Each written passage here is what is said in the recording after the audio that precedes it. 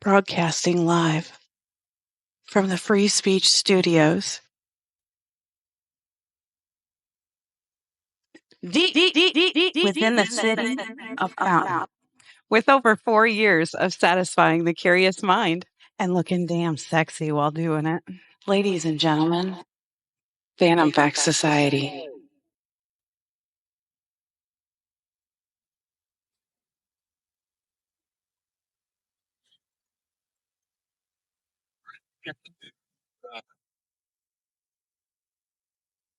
On Phantom Facts, I am cussing with Hussing. Here with, of course, my partner in crime, Mayhem. Howdy ho! May, how you doing, buddy? Yes, good. A new soft, sexy radio intro. Just makes you want to whisper the microphone. Hello, ladies and gentlemen. No, we can't scare off our guests today. So Okay. save Sorry. the predatory language for another time, May. We do have a special guest, Ethan Haynes, former Sergeant Ethan Haynes, served in the United States Active Duty Army from 2003 to 2009, where he was trained in human intelligence collection, interrogation, and the Arabic language. He deployed to Joint Interrogation and Debriefing Center in Baghdad, Iraq from 07 to 09. While deployed, he interrogated over 200 detainees, including some very interesting characters. Sergeant Haynes went on to work as an independent contractor attached to various detachments and intelligence units throughout the Middle East. He has left that career now in order to pursue safer work. So good for him. It's nice. Nice. This way we can talk to him. Yes. Yes, that's good. Good business decision, Mr. Haynes. Thank you. His upcoming book, Tea and Cookies with Terrorists. First of all, probably the best title I have ever heard for a book. Tea and Cookies with Terrorists by Ethan Haynes will highlight many of the more memorable interrogations full of humor, tragedy, and suspense. So without further ado, we are pleased to add Ethan Haynes. Thank you, Ethan, so much for coming on the show, man. That's my pleasure. Like you started talking to me. We should I'll be honest how we met. That's fine. Yeah. We met through work. And you just casually mentioned like, oh yeah, this one time when I was overseas, I fell out of a helicopter at 50 feet. Oh, shit. And it was a bad day. Anyway, and it just you just continued on with the. I was like, wait, what? What an icebreaker! That's a hell of an icebreaker. It's like what? Oh, what are you talking about? Like any given Tuesday. Yeah. It's like, when you fall out of a helicopter. That was love at first sight to Corey. He was just like, "Ooh, you are my jewel." Like it has to be like quite the transition from like having to fulfill your mission after falling out of a helicopter to having to work with people who complain about how dusty the roads are. Like that's got to be. It is. It was definitely a culture shock joining the civilian workforce. Well, let's start at like the beginning, man. Sure. Like first of all, I'm gonna put you. You're gonna be Oreo'd here between me and May. Okay. On the screen. So yeah, you joined in 03, right? Mm-hmm. Let's start from the very beginning. Where are you from, man? I'm from here, Kansas City, Missouri. Okay. Born and raised. So local legend, Kansas City, Ethan Haynes. Are we a Royals fan? I'm a Royals fan for sure. Hell yeah. Go Royals, go Chiefs. Yeah. Been a Chiefs fan my whole life. I think you're contractually obligated to say that if you are raised in this town anyway. So I understand. Maybe the Chiefs part, not the Royals part. I grew up in the era of George Brett and the 1985 World Series and all that. So, it was easy to be a Royals fan my whole life, but not so easy to be a Chiefs fan. A lot of heartbreak for a lot of years, and it's finally getting better. So you grew up in Missouri. Yep. How old were you when you decided to join the Army? That's where you? Yes, okay. Army. Yeah. So through high school, I was thinking about the Air Force, or I wanted to be a pilot. I thought that would be really cool. Right the year that I graduated high school, my father passed away, and left a little bit of money to my family. And my mom said, "Let's use some of this money and send you to college." Well, I was in mourning and didn't have a whole lot of direction at the time, but I went to school for a year and then dropped out.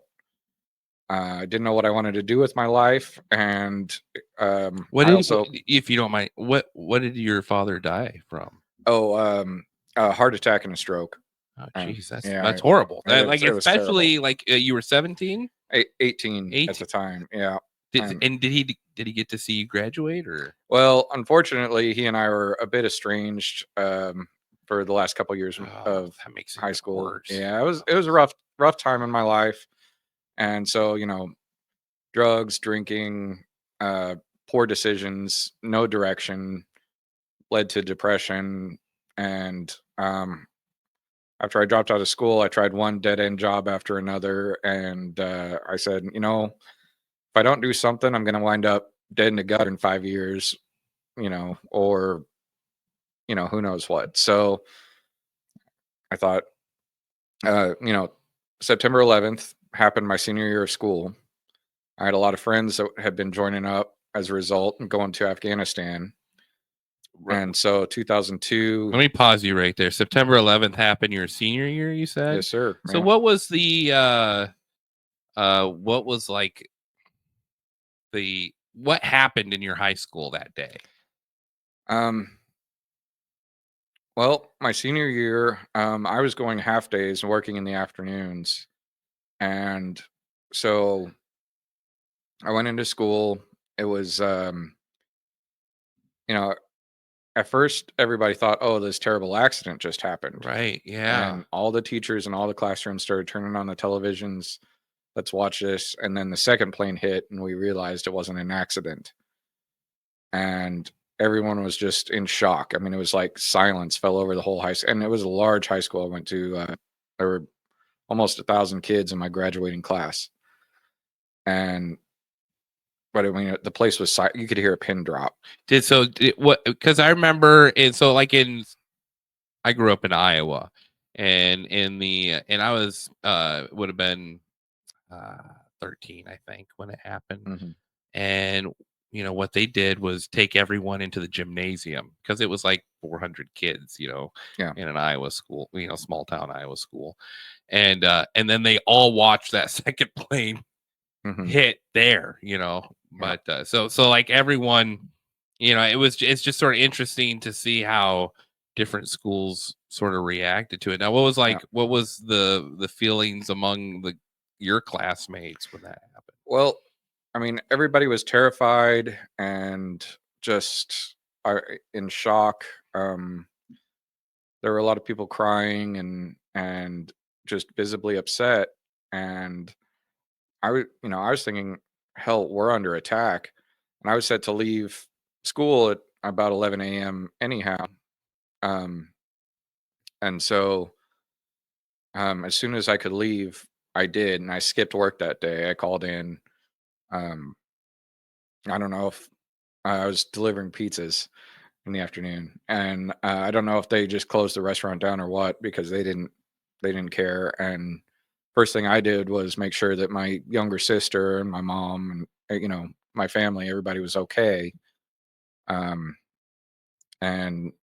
I went home and just tried to spend time with my family, because we didn't know what else was coming at the time. I mean, it was this shock and horror, but well, it happened it was like the first got hit, and then what was it, like 45 hours later the second one gets hit, and then I don't know, maybe 4 hours later all the buildings fall down. Yeah. And then then the Pentagon's hit too. I forgot about the Pentagon. You forget the Pentagon, and then the Scranton, Pennsylvania, or not Scranton, but it was Pennsylvania. The plane in Pennsylvania. Yep. And so because it's crazy. Like a lot of the people we work with now in our trades, they don't even remember. Right. Not they weren't even conscious of what was going on with 9/11. And I think it's good to provide context. When you talk about what you were experiencing at that time? Well, I mean, it was a huge fear because nobody knew what was coming next that day. That was the, is this a precursor to an invasion? Is this a, like I everybody remember was, the lines for gas Mhm. was through the 5 blocks down. Oh, and it ran out so fast. I remember getting picked up from elementary school, I think, and elementary school, and even in small town in Nebraska. I mean, everybody was at the gas station. It was insane because you didn't know. You did like the grocery stores and the gas station. It looked like, like it is now when people hunt for fucking toilet paper. Well, and it wasn't like the Oklahoma City bombing or in '93 when the towers got blown up. Mhm. It was just so coordinated. And it was, throughout the day, there was developments going on. And like you said, you didn't know if, was it going to be a Red Dawn moment or we were going to just see a bunch of parachutes over, Yeah. I mean, that was a lot of us. That was our thought at the time, that that this was just the beginning. And it was all going to get much, much worse. Not that, I mean, it was a terrible, terrible tragedy, and more, it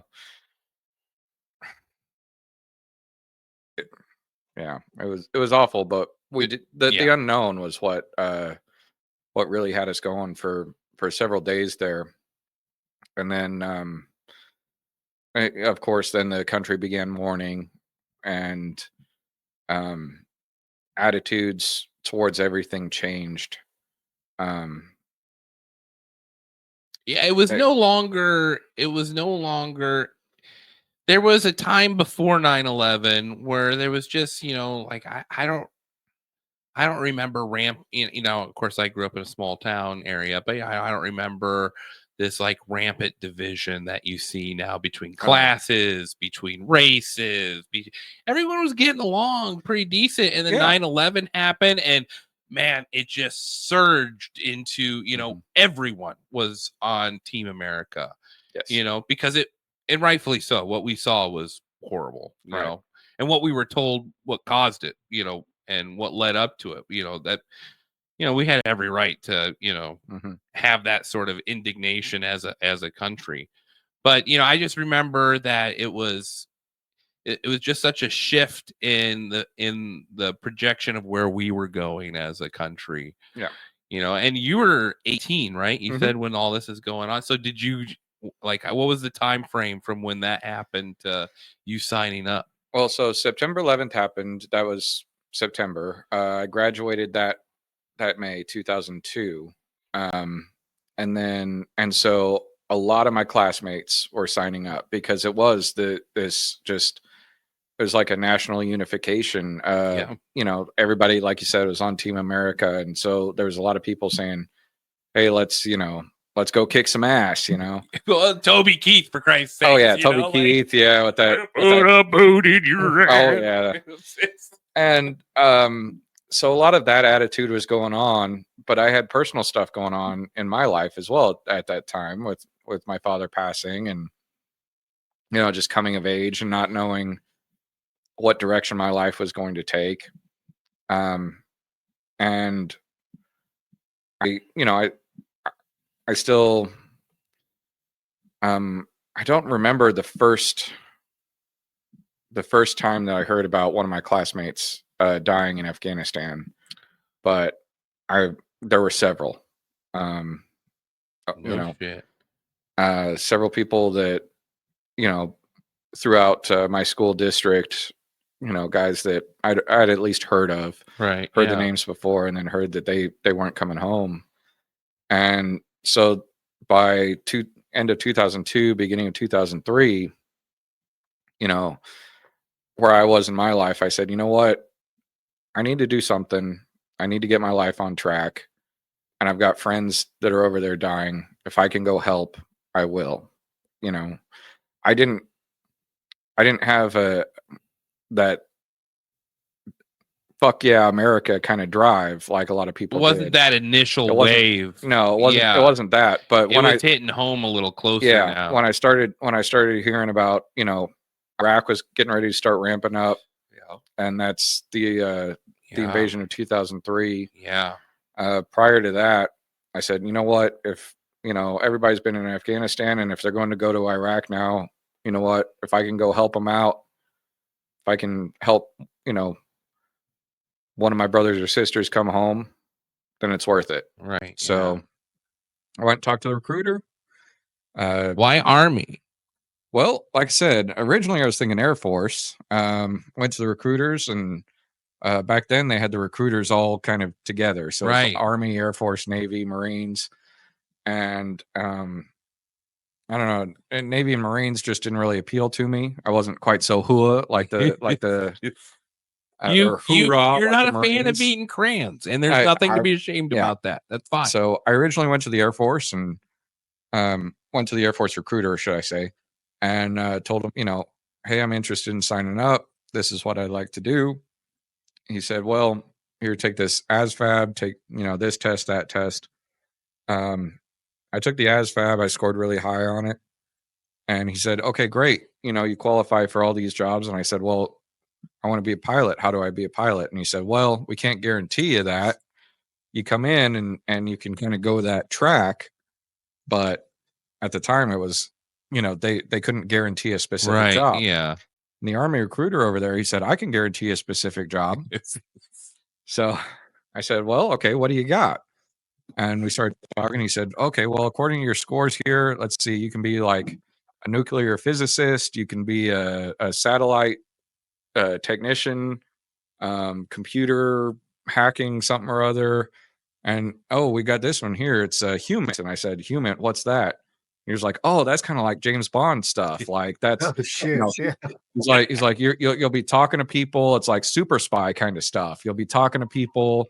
You'll be out in the street gathering information. Boots on the ground. But he said, but for that, in order to do that, you have to learn a language.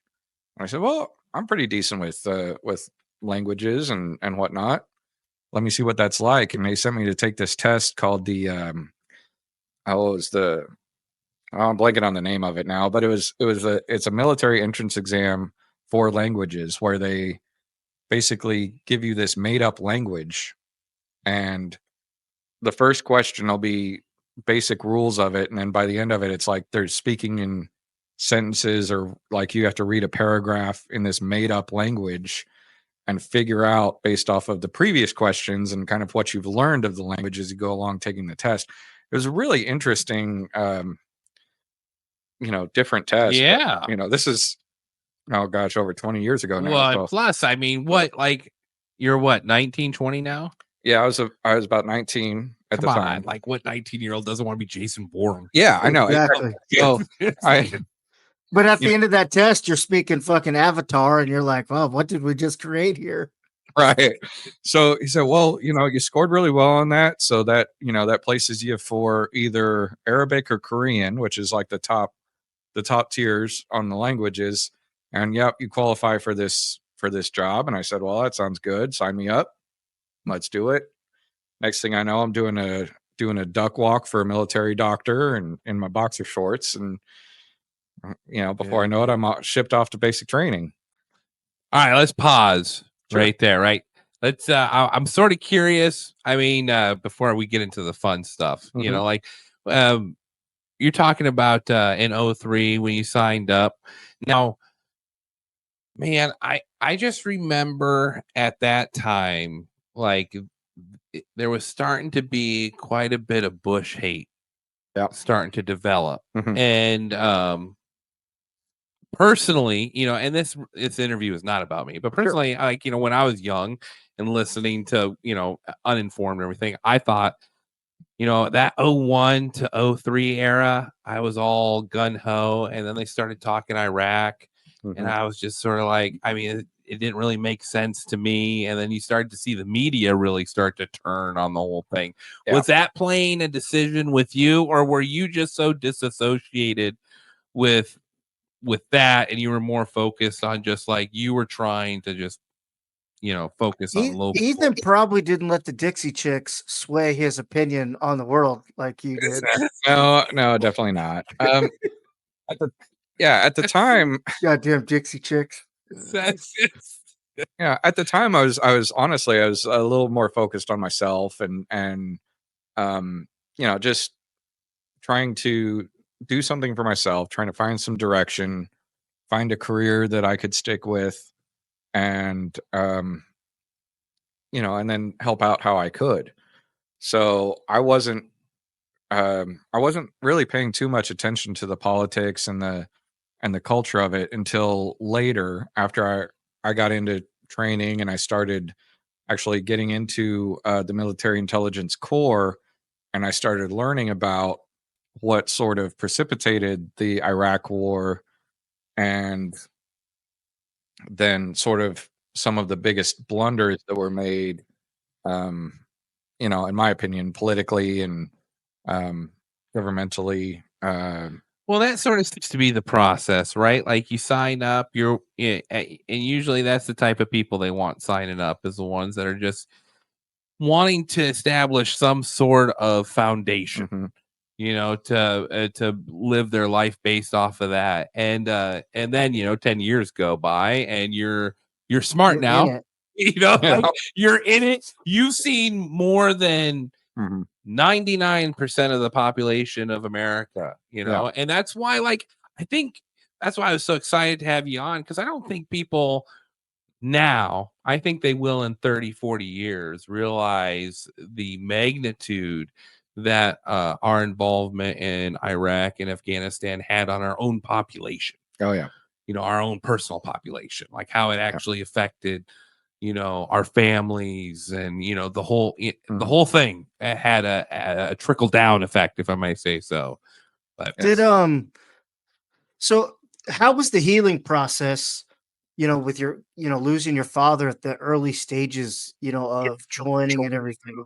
Did it did it seem to almost help and like kind of um I'm just kind of curious with jumping into that, with losing your father, you know, trying to find that purpose and that next step to put forward, did it almost marry itself to kind of just clear the mechanism and heal faster, or no, was it kind of a struggle still battling, all those that whirlwind that you were in? I was saying, no, I feel like it gave me it definitely helped with the healing because it gave me direction and purpose.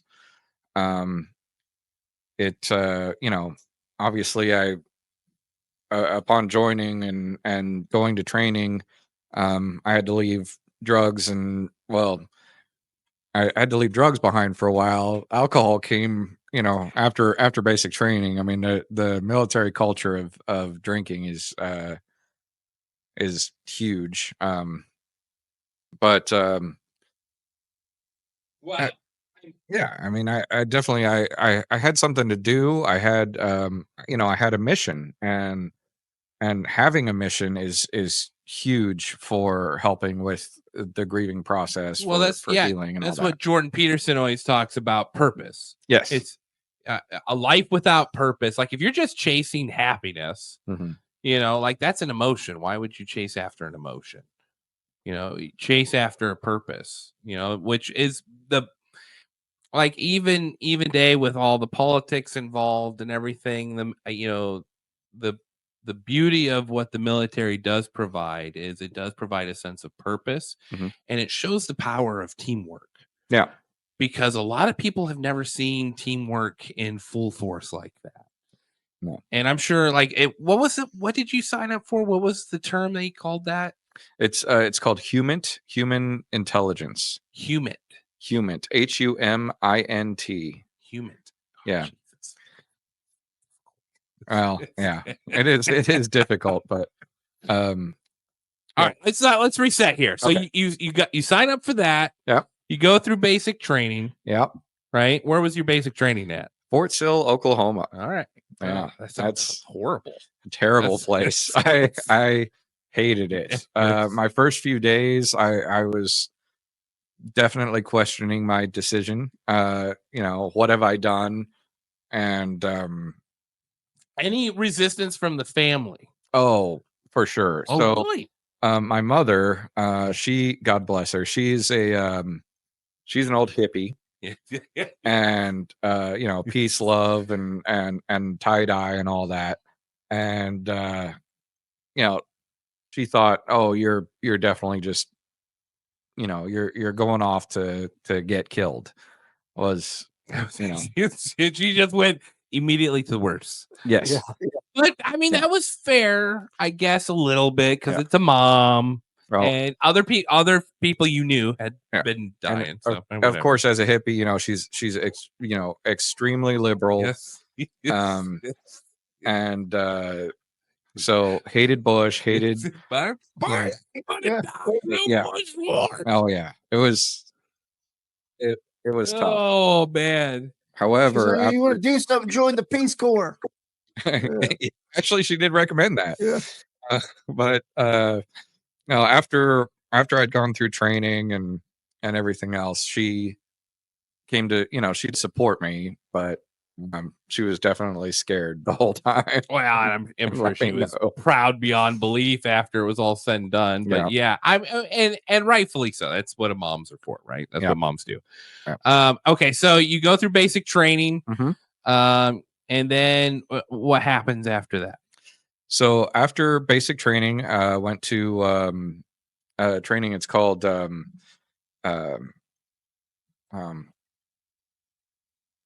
AIT, Advanced Individual Training, I think is what it is. It's your job training. Okay. So that was at Fort Huachuca, Arizona, south of Tucson, almost to the Mexico border. And another kind of It just stays hot for you, Oklahoma to fucking Arizona, like just getting sunbeat like a son of a bitch. That one was in the high desert, so it was like a dry heat. Yeah, damn it. 140 degrees. I don't care if it's dry heat or wet heat. It sucks. But it was actually it was pretty nice. But that was a very intense training, classroom training, interrogation, and what they call human intelligence collecting, which is essentially just talking to people. It's what in TV and movies, like cop dramas, it's running snitches. Essentially, it's finding people to provide information, whether it's a bartender, a shopkeeper, or actually somebody who's embedded in a insurgent or terrorist organization or whatever criminal organization that you're trying to get information from. So it's human sources that's human intelligence, human source operations is where that comes from. And so it's learning how to set up clandestine meetings and dead drops and live drops and passing along information and how to protect your sources and things of that nature. And then obviously the interrogation aspect of it, how to figure out what it is that you want to know, first of all, and then develop a plan for how am I going to get this information from this person. So let's pause you right there. So I'm just sort of curious when it comes to when it comes to points of contact that they encourage you to look for, is it always like bartenders or? No, I mean, I use that as but I mean, like to gather like information about a community. Is it sure? Is that it almost makes sense though, because a bartender hears 8 million things a day and whatnot, in a shopkeeper, like people that are around people that all they do is gab. That makes perfect sense to gather information from those human beings, because it may be 8,000 directions, but it's usually it's isolated because it's in a building or whatnot, I'd imagine. But it's a great way to source pick through things, I would imagine, is so that makes total sense. Are you learning Arabic at the same time you're doing this? No, so I did the AIT for interrogation and human intelligence collection. They're in Arizona, and then once that was completed, I graduated from that school. How long was that? That was nearly. It was not quite a year. It was just about a year. It was a minute though. Yeah, it's one of the longer trainings in the military. I mean, it's so it's at very that involved. point, are you just like full of angst? Like you just want to like fucking go. A little bit, yeah. We did a lot of they call them field training exercises or FTX. It's go out to basically you're camping out in the wilderness or living in a makeshift ramshackle town in the desert there in Arizona for a week or two, and they have the instructors and then they hire essentially actors to role play and Oh to no shit! so Really? it's like you're Do you work with anyone you're famous? going through no not at all. It's like Alec Baldwin shows up one day. No, not that I work at the laundromat.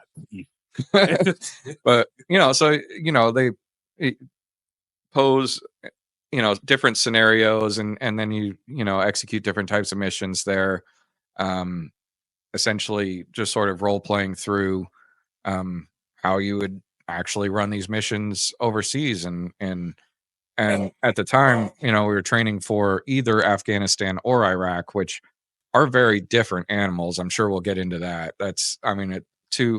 A lot of times they get conflated, but they were two very, very different wars, with different purposes, different challenges.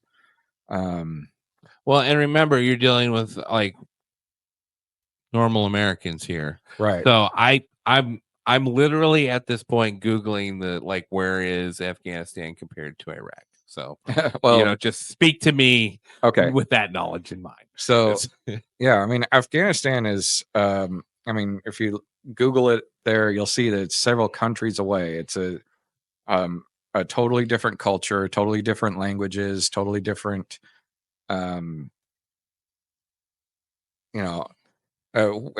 where they were, things with the Taliban. We can get into all that later on if you'd like, but try to bring it back to the training and whatnot here is so yeah, after I completed AIT there in Arizona, went out to, they call it the Defense Language Institute, DLI, in Monterey, California. I was there for nearly a year and a half, learning Arabic, and that was 8 hours a day, 5 days a week. Started out, the first week of class was like kindergarten, learn the alphabet, and then towards the end of it, about halfway through or so, it was no English was allowed to be spoken in the school building. It was essentially teachers would come in, give a lecture on history, for example, in Arabic, and then we'd have a discussion in Arabic and write a report or answer questions, in Arabic, and then we do a math class and a science class and we'd talk about politics and so they put you through almost sort of like a college. Yeah. Well, it is. It's and actually with a couple additional like math and science credits, most people graduate DLI with an associate's degree at the end of it. Oh, wow. So and the associates is Arabic language and Middle East studies. So I actually, I was able to do that. So that's what you have, right? Yeah. In associate. Wow. Mm-hmm. Okay. Yeah, and actually for the AIT, they partnered with the local college, and same thing. It was an associate's in intelligence operations and something now. Those lines. And I excuse my ignorance, but the language that they speak in Iraq versus Afghanistan. Right. So in Iraq, it's Arabic, which is spoken Middle East, Northern Africa, Egypt, Algeria, Tunisia, and then over into the Middle Eastern Peninsula, Syria, Lebanon, Iraq, Jordan, Kuwait, Saudi Arabia, Qatar, United Arab Emirates. I'm missing some countries, but that's we get okay. Arabic is spoken across from Northern Africa through that's the far eastern side or far western side of Asia. Excuse me, far western side of Asia is Arabic, and then you move further east in Asia, you get into where Afghanistan's located is closer. I mean, it's closer to Russia, and that's Farsi, Pashto, Urdu, somewhat similar to like Indian, because over there in that general area. Like There's- Pakistan. you have out there. Pakistan, Yep. and then you have like Sri Lanka and So you knew other Asian countries. over you that knew direction. when they were training you for Arabic where your mission was going to be general area. Most right? likely, Okay. yeah. I mean, there were some people who learned Arabic that wound up in Afghanistan, and they thought, all right, Army, of course it's the bureaucracy and it's the organization there where it's like they thought, okay, all right, Army, you sent me to school for a year and a half to learn Arabic, and then you sent me to a country where they don't speak it. Yeah, they're just like, roll your R's. You'll be all right. We can't waste any more taxpayer money. Just roll your R's. Open your mouth a little bit more. Mhm. Thanks. That won't get me killed. So now you're talking, you are 2.5 years into this. Yeah, my first 3 years between basic training, AIT, and then DLI, Defense Language Institute, that was about 3 years. And so that was before I even got to my first duty station, which was Fort San Antonio, Texas. So so you don't even leave the country at this point then. Nope. You go to Texas. I go to Texas, Yeah. and that's where I joined up with the unit that I eventually deployed with. How big's your unit? So I was in they call it the 201st Military Intelligence Battalion, and battalion. Our particular battalion, we had, I believe it was 3 companies. Each company is about 100, 80 to 100 and 120 people. So, it's. I was my company that I was with. I want to say it was there were around 80 of us or so. How many of them in your field of study? Yep. Like, was Well, there? that's pretty much all of us. That was. Oh, really? Okay. Yeah. So most of the people that I was with, I had gone through training with from. I'd gone through training with them from, basic training all the way through. So there were several of these people that I'd gotten to know very well over the years. Of course, when I got there were several that I didn't know that I just, met and started getting to know. That's why we spent about 6 months or so from the time I got there until the time we deployed, training, doing more field training exercises. And then also, in addition to just our job stuff, it was, of course, rifle range. I got to learn how to shoot all kinds of different weapons.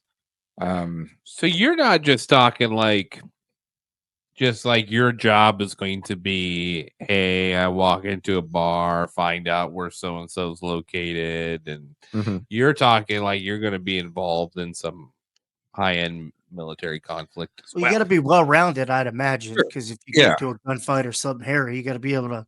I'd imagine you got to protect your ass and probably protect others. But that's interesting because that's what I was wondering, if there was all of you together, or like you all got trained and then you like sprinkled some over here with this battalion or group company, or blah blah blah over here. So that was kind of what I was thinking. I didn't know that they would all put you guys together like that. Well, some units were like that. So after language school, we all got separated. There were a bunch of us that went to this battalion in Texas, but other people went to different posts. I mean, we all got our orders, and they sent us to all kinds of different posts, different units.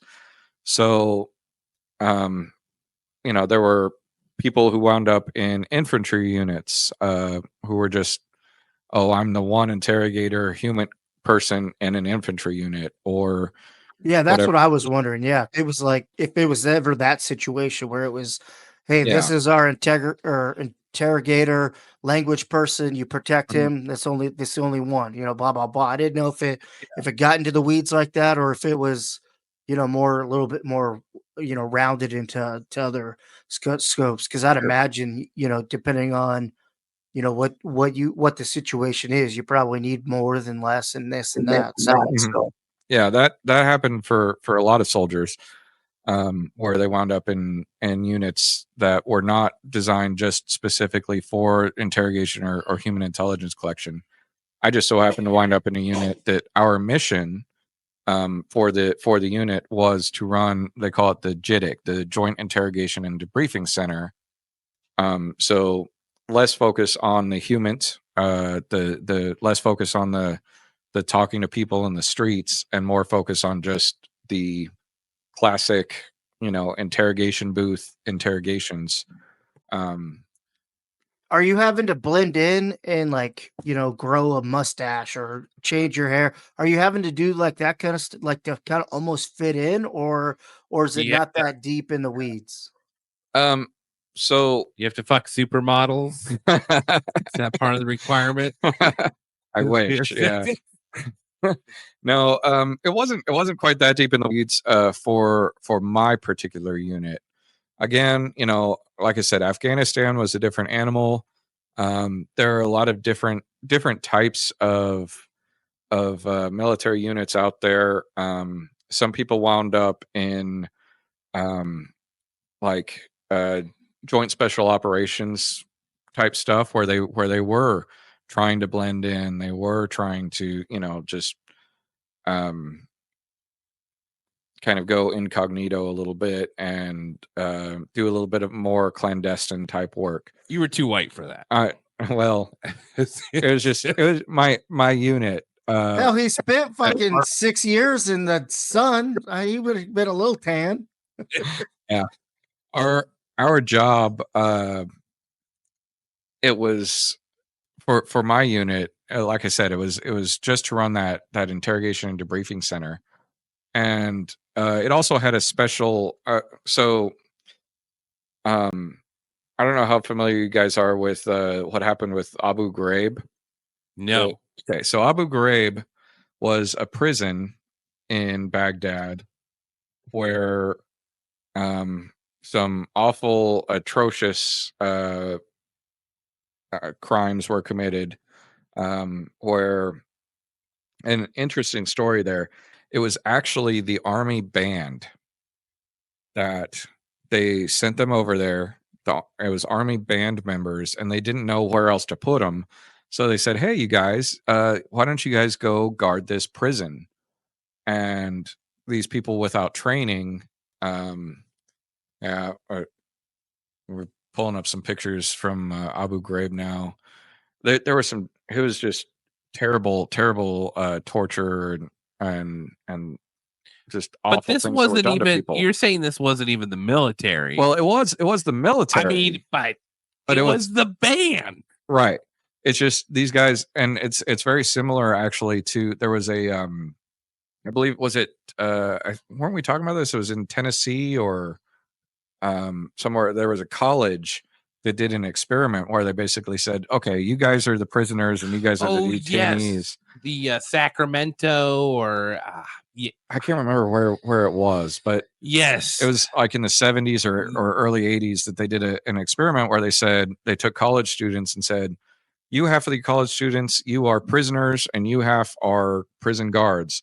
And they realized that the power that the people who were just suddenly assigned to be prison guards without any, it was like 3 days and they already were like on the verge of killing people. Yeah, they're beating people, they're just doing terrible things to them. So, and it was a very similar situation to that where they took people who were untrained.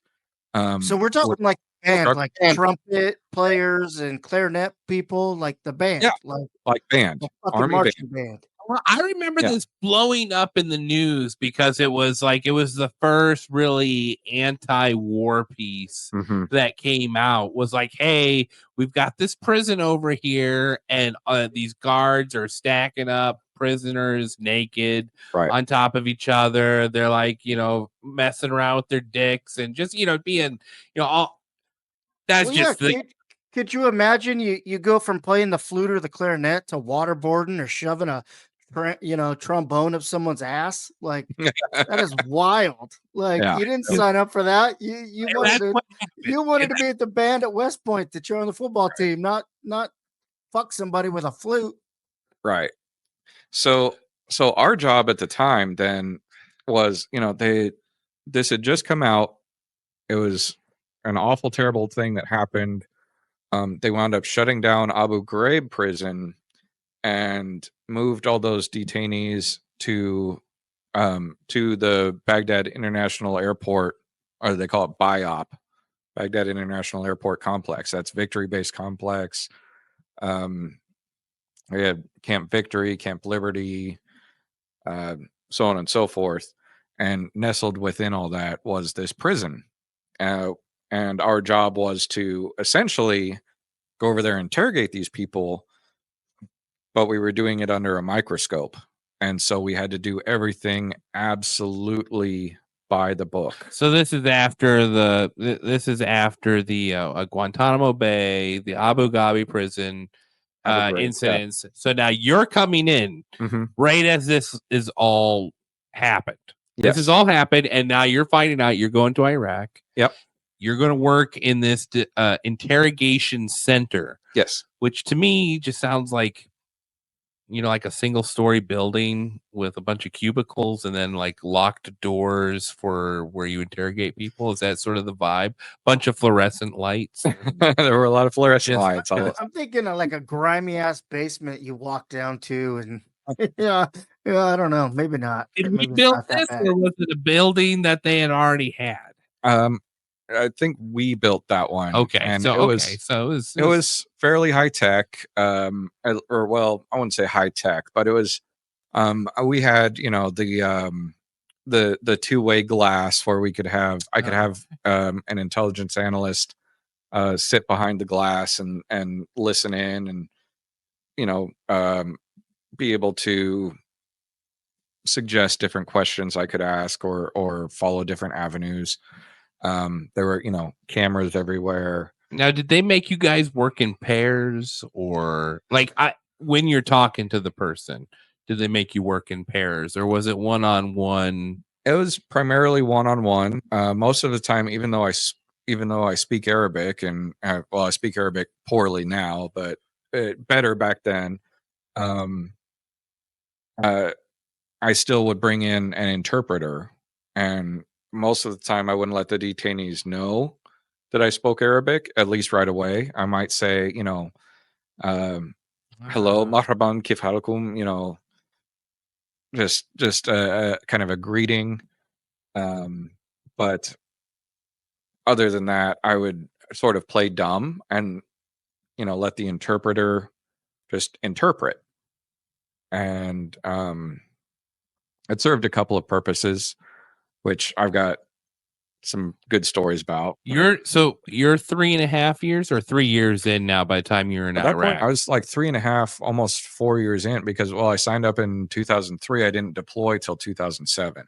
So about 4 years between all the training, getting with the unit and everything else. Now how did it, so you get there in Iraq. All right. You just the next day you show up and you're like, hey, interrogate this guy.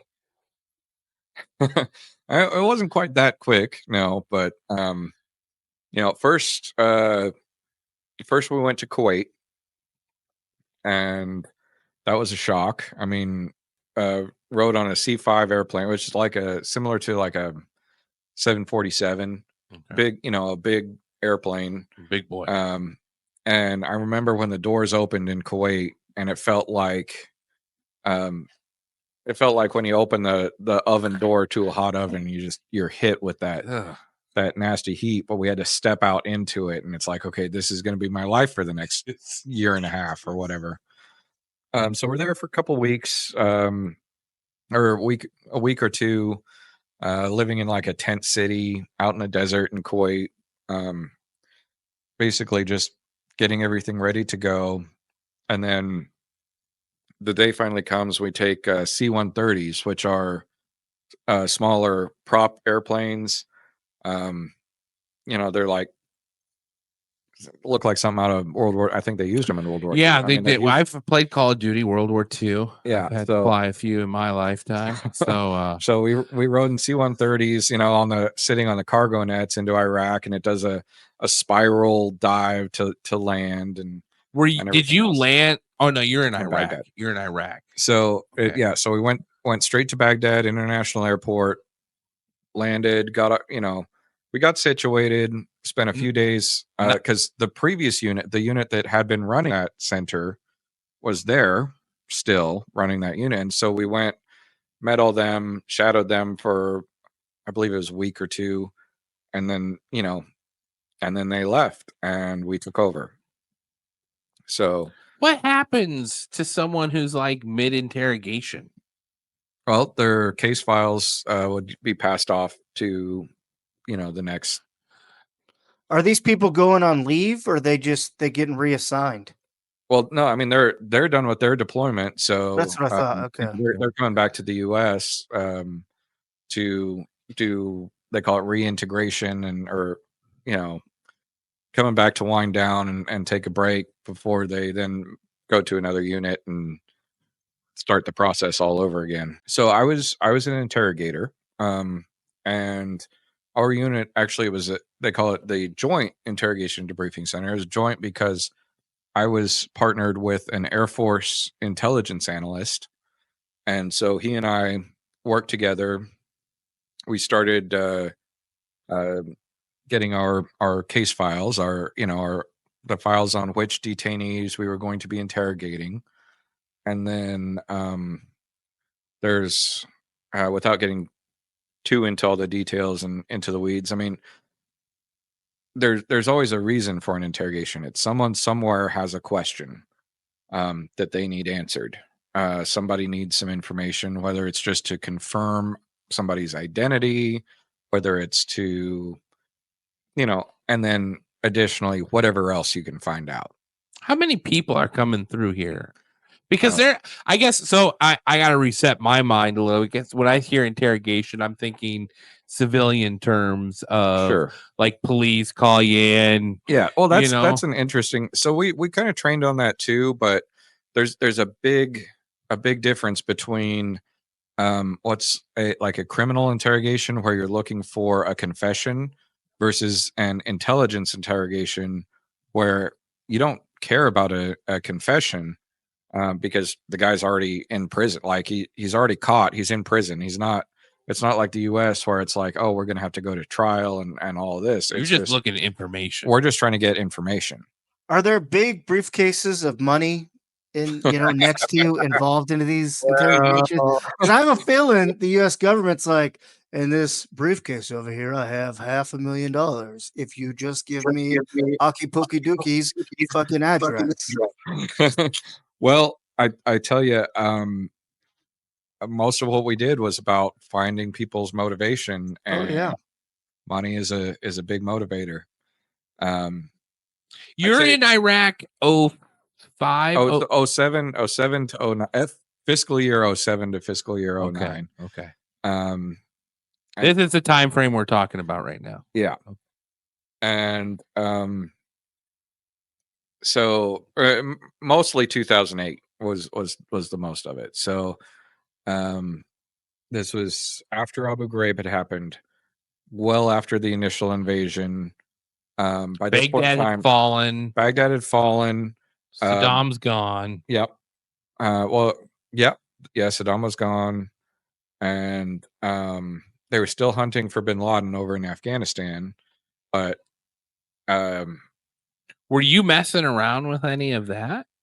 Not really. It was again, it was a very different animal because we had, so after Saddam was toppled, and one of the things that sort of opened my eyes politically was finding out, some of the biggest mistakes that we had made. And again, this is my opinion, mistakes that the U.S. had made whenever we went into Iraq, because, they said, oh, Saddam has weapons of mass destruction. I remember Colin Powell with this is yellow cake that we found. Yeah. So, Saddam was a dictator, awful human being, a destabilizer in the region. It was, I don't think that it was a bad thing that we went in there, toppled Saddam's regime, toppled the Ba'ath Party, and all of that.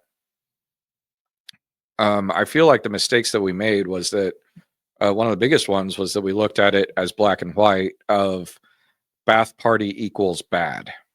Ba'ath Party is... So that was Saddam Hussein's political party. Okay. It's B-A, I believe, apostrophe A-T-H.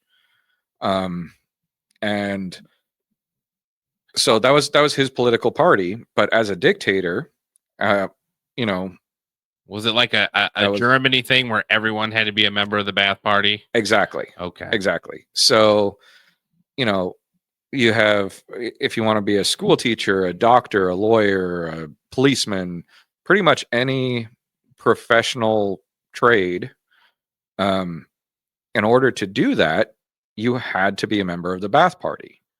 But somewhere, some official in our government decided, well, Ba'ath Party equals bad. And so anybody who was in the Ba'ath Party is now not necessarily looked at as an enemy, but they're looked at. They're looked at. And so, you know, we disbanded the army, we disbanded the police force.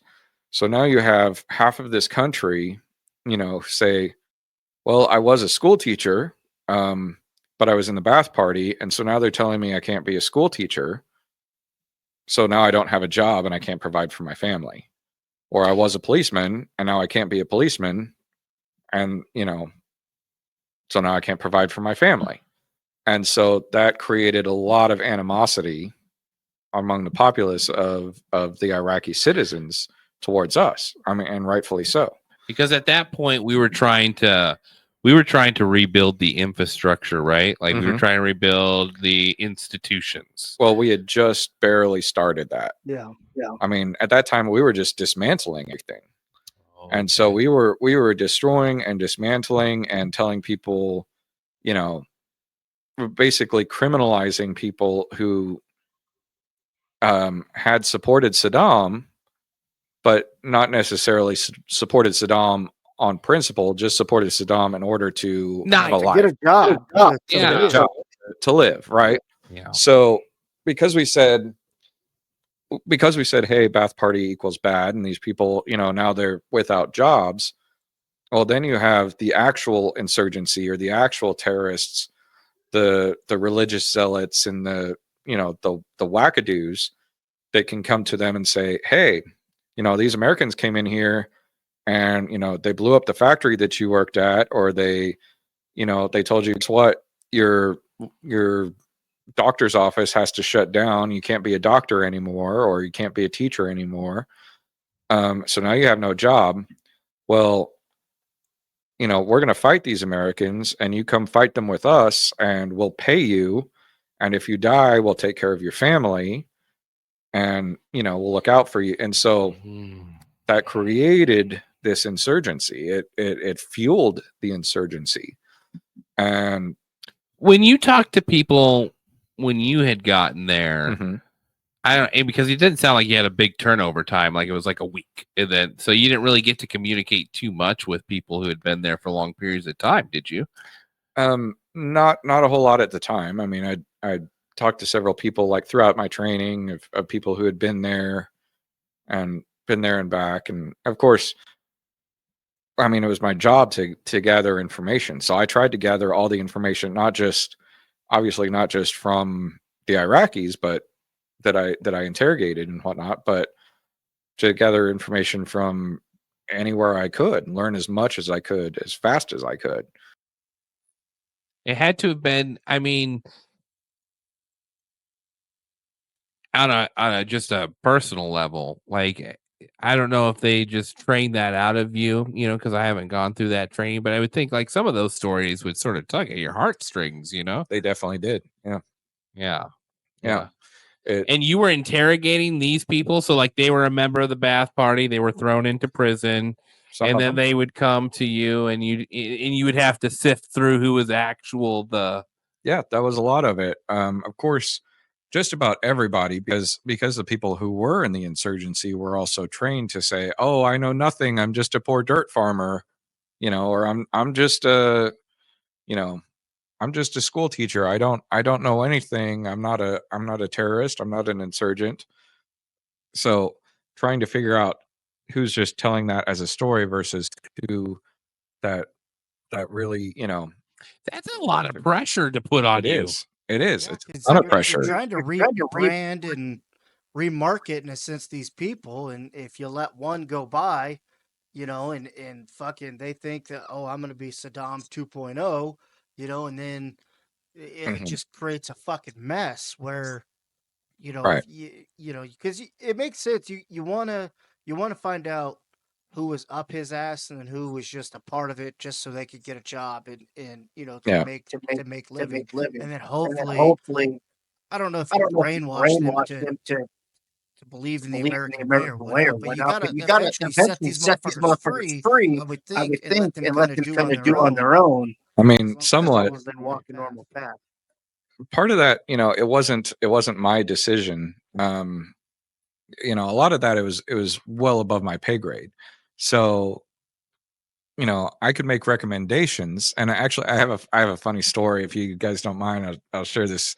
One of my interrogations. It was with this kid. He was 14 years old, and this kid came in, and he spoke actually pretty decent English. And he came in, and I had, in order to do an interrogation, right? We have, I have a dossier on these people, right? So where was he captured? How was he captured? A little bit about him, whatever information they have for background. And in this case, there wasn't a whole lot. Young kid came in and sat down, and I'm like looking at him, and I'm like, what are you doing here? 14 years old. And first thing he says to me is, as he's visibly shaking, he says, hey, can I get a cigarette? I was like, you're 14, what? He's like, no, man, listen, I smoke a pack a day at least. And the prison guards, they say that I'm too young. And so they're not giving me my ration of 3 cigarettes a day like everybody else. And I'm like, all right, kid, here you go. Here's a cigarette, and I'm sitting there, and he takes a couple drags of his cigarette, and he kind of calms down a little bit, and looks at me and he says, so what's up? And I was like, well, you tell me, why are you here? And he says, oh, I'm here because I'm a fucking terrorist. And I was like, you're a fucking terrorist, huh? He said, yeah, I'm a fucking terrorist. And if you cross me, man, I'm a bust a cap in your ass. Like literally use those words. He said, "Bust a cap in your Bust a ass." cap in your ass. And I was watching like, what too are much you Rush talking? Hour or something. on What are you fucking talking TV. about, kid? Yeah. And I'm like, so I'm like, where did you learn English? He's like, oh man, like I listen to Dr. Dre, Eminem, Snoop Dogg, Notorious B.I.G. Like, so that's where this kid learned English, was listening to gangster rap and watching, yeah, like Rush Hour and whatever crappy American movies. And so I'm sitting here laughing. I'm like, okay, all right. So you're a terrorist. All right. Okay. So tell me, how are you a terrorist? And he says to me, well, my big brother, he got some Iraqi police uniforms, and we put on these uniforms and we go stand out in the street and we stop cars while they're driving by, and like it's a checkpoint to check IDs and stuff. But we tell them to give us money. And if they don't give us money, then we say that we're going to shoot them. I was like, well, did you shoot anybody? He's like, well, no, but we tell them we're going to shoot them. So I'm like, man, you're not a He's just a terrorist. kid. You're just a kid. You got a good little Running hustle. a shitty little Ponzi scheme. You're like a thought, yeah. So yeah, so of course, with that kid, for example, I make a recommendation and I say, hey, he doesn't belong here because my knowledge at this point in time, and my fear is that, well, he's in this prison system now. He's a detainee here, and he's actually exposed to all of these, more extreme zealots and extremists and hardened insurgents and different people. And so, if we keep him, if he stays in that he prison, is going to become a terrorist. Yeah. And it's like, this is something that, I know is going to happen, and I can shout it at the top of my lungs and write all the reports and recommendations that I want to, but if the powers that be don't agree with that, Well, or and they who's drag going to their read feet. the transcript of your conversation and be like, oh no, we'll let him go. Yeah. Like, honestly, if you're thinking as a occupying force, Mhm. like, you're not going to want someone like that just roaming around. He's already starting to cause trouble, Well, yeah. But that's to true. their scale, they're he's not going to worry about it. Yeah, Right. he's being a kid. I remember me and my brother one day we tore off bark off this old tree Mhm. and put it on the road because we wanted to see cars drive around. And that was our entertainment until the cops came and told us to knock it off. Right. And that's sort of like the situation. Yeah. But, in this situation, that kid wound up in a military detention center. Right. Yeah. And so it, Were you ever so you were briefed on all of these interrogations, obviously before going in, how much advance would you get? So I'd usually get, I'd be assigned detainees, and we had quotas. Really? Oh yeah. So I had we all worked 12-hour shifts. I worked 6 days a week, 12 hours a day, and had I had one night off there in Iraq to sightsee. Well, actually, Ride a camel, a real nice, dodge spiders. MWR there in Alpha Palace, where I went and learned how to salsa dance because my night off happened to be Latin night. So there was Latin night in Baghdad. Oh yeah, yeah. So went over there, learned how to salsa and bachata and merengue because that. Oh, talk about a mind fuck, right? Like, just pull up on a Spanish woman, start salsa dancing. She's like, "Where did you learn?" You're like, "Baghdad." Yeah, it's pretty fun. It's what'd you say it was? MWR, morale, welfare, and recreation. Do you get tired of acronyms in the military? Dear God. You get used to them. You definitely get used to them. You almost fall in love with them after a while, don't you? Kind of do. Yeah. I mean, it's brainwashing, Ethan. Acronyms are a horrible thing. So yeah. So and I believe it's probably Halliburton or Northrop or Boeing or one of those that, they hire contractors to have these recreation centers for soldiers overseas. And, and some of the stuff that we did, I remember Kid Rock came and gave a concert while I was over there. I met Scarlett Johansson one time. That was something. She her and her Tigo biddies. That'd be a great time to date Benicio del Toro, and just broke my heart because I thought I had an in. We telling everyone, listen, guys, don't believe me. I'm this close. Going back stateside with her. The James Bond fantasy is gonna come real.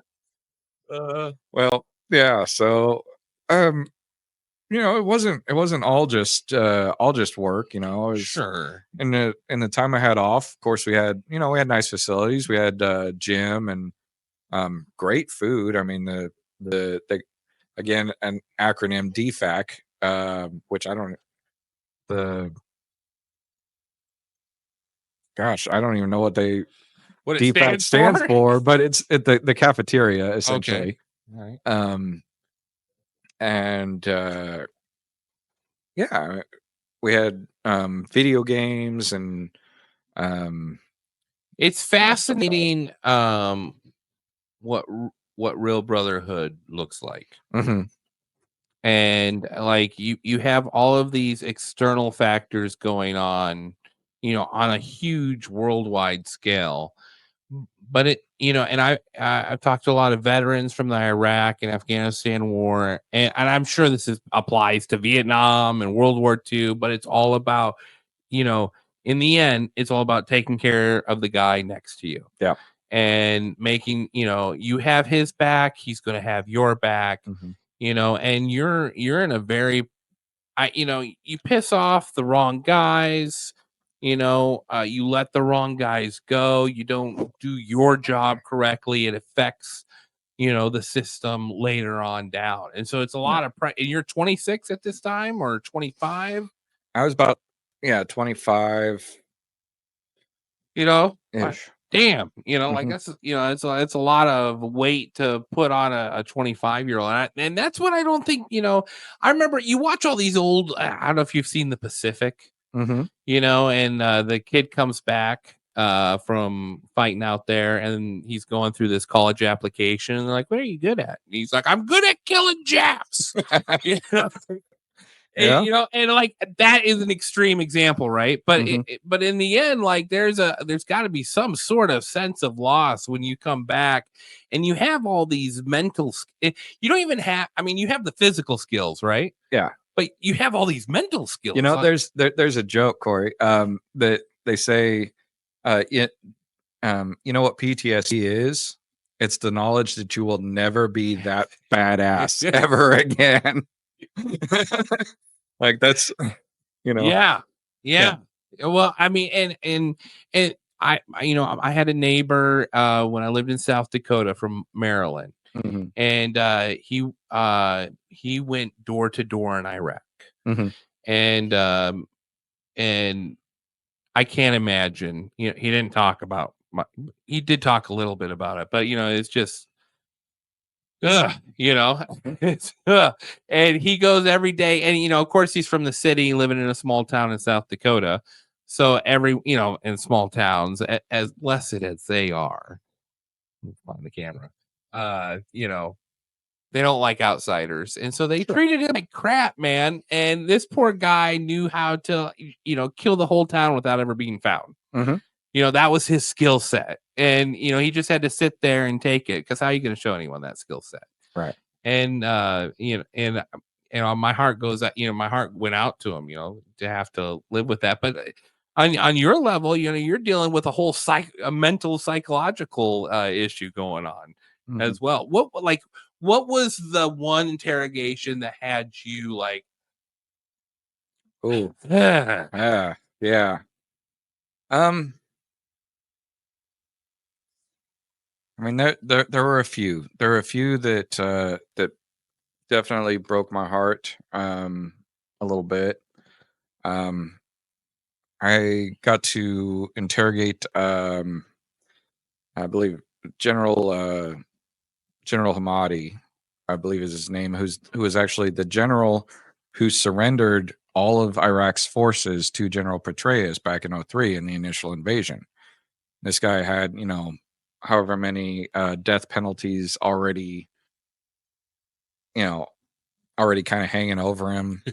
And so, he was joking about what are they going to do, kill me and bring me back and kill me again. And it was interesting and hard. Someone like that, is it hard to get information out of them, or is Well, at it that point they're in time, no. almost just ready to go? I mean, he was just talking freely and just trying to teach me and educate me as much Yeah. as he could. I did several interrogations with an imam, a religious leader, like a priest, and he, we had lots of philosophical conversations, and he explained to me, why Muslims hate Christians, and it, how it all kind of goes back to the idea of like the Trinity and Christianity. And it was interesting conversations. why does it go back to the Trinity? So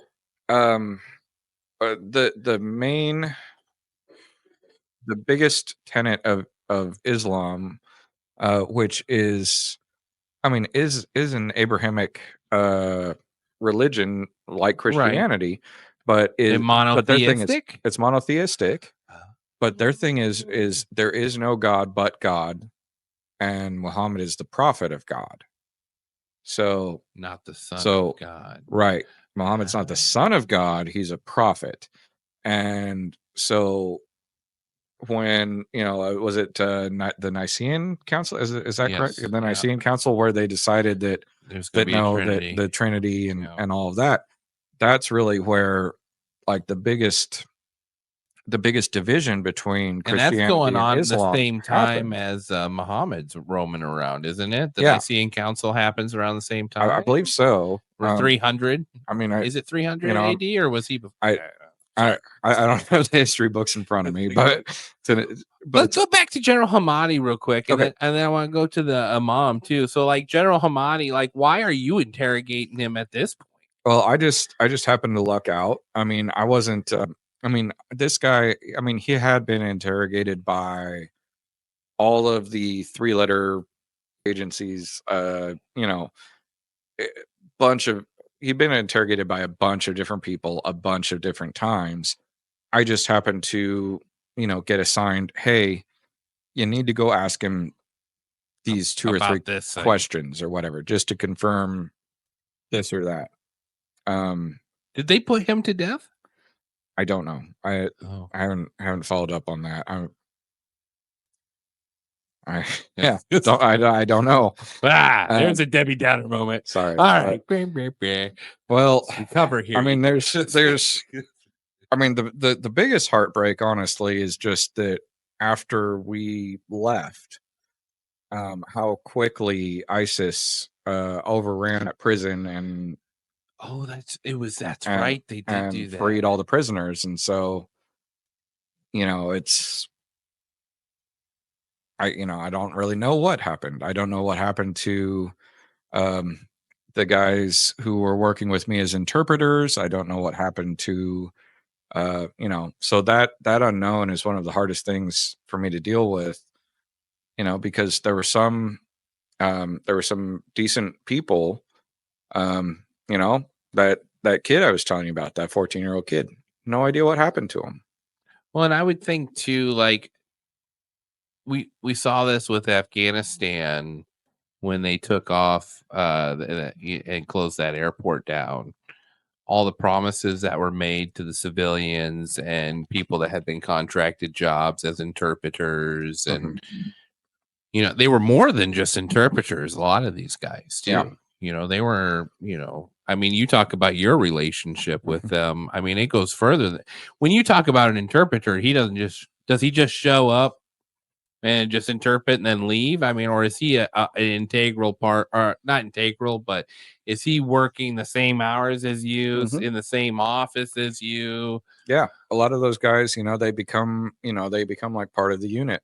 And, that's, talking to a lot of my other veteran brothers and sisters, that's one of the more difficult things to deal with.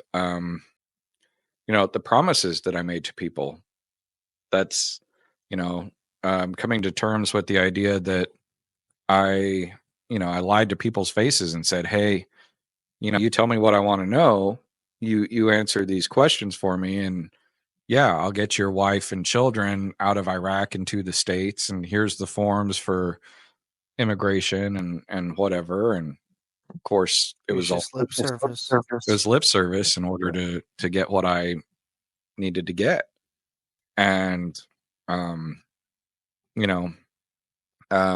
between my time interrogating and then my time doing source operations as a civilian later on, that was there were a lot of people that I made a lot of promises to that I knew were bullshit. And there's a good chance a lot of those people are dead now or in a lot worse situations. I know that they never got their families out. I know they never got the green card they were promised, or the whatever. And I mean, to be fair, man, like, you were trained to make these promises, right? Yeah. Like, this is part of your training. My job. That was my job. Yeah. They were like, promise them whatever they want. Mm-hmm. Yeah, that was probably rule number 1 in the playbook is promise. Yeah. And then 2 was cash, and then 3 was cash, and then 4 was cash. Well, but that's the shitty part, because I mean, we don't want to get into the nightmares, but with ISIS taking over, we all, without knowing, I mean, you almost have to think of the worst because they didn't play around. If they knew any of these people were helping Americans, they were gonna figure it out, and that person, was gonna be no more. And that's just the shit I couldn't imagine. You that's why people, you drink yourself to death or whatever to forget that, because in the back of your mind that's probably what happened, and you were used as a tool through the government to, Mhm. the lip service, like you said, and they just expect you to fucking be okay with that almost. Like Right. that's the tough part. Yeah. Um, so you're talking about cash, right? Some of it, yes, but also the other way around, kind of lighten the mood here a little bit. Got another little funny story for you. Um, I was talking to this sheikh, who's basically like he was like a mayor, like a provincial governor almost. Wealthy landowner, several wives. Chic is what I always Sheik, like. sheikh. Yeah, chic, whatever. I Um, well, this guy, so we're talking, and I'm asking him questions. I'm being polite, and that's like I say, like my book. It's called Tea and Cookies because we're sitting there, we're drinking tea, we're having cookies, we're smoking cigarettes, we're just having a conversation. Part of that is because people talk about, oh well, I get asked a lot, oh do you hang them upside down and beat their feet or shove bamboo sticks under their nails until no. I mean, people will tell you That was anything a you want. different section, right? That was what was Go in ahead. the basement. That's what they Oh, did. so what we found, through practice and study, um, and tons of experience built up over, um, between psychologists, psychiatrists, legal experts, all kinds of different people. They found that, actually building rapport with somebody, just getting them talking.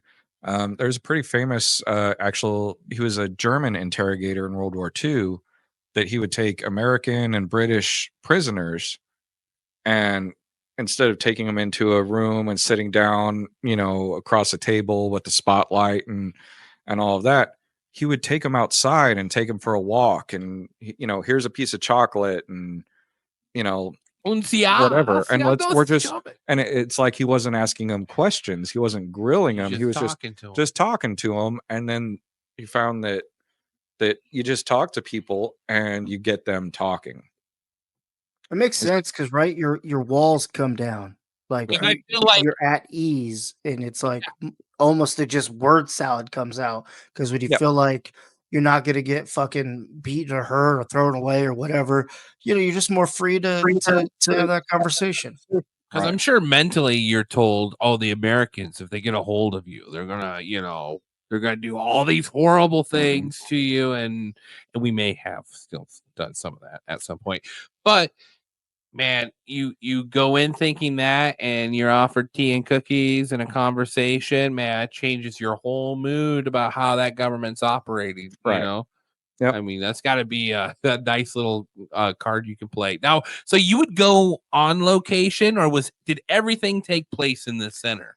For those interrogations, yeah, pretty much everything was took place in that center. There were a few that happened outside of there for various reasons, usually with lots of red tape to jump through, to lots of hoops to jump through in order to make anything other than an interrogation within that center happen.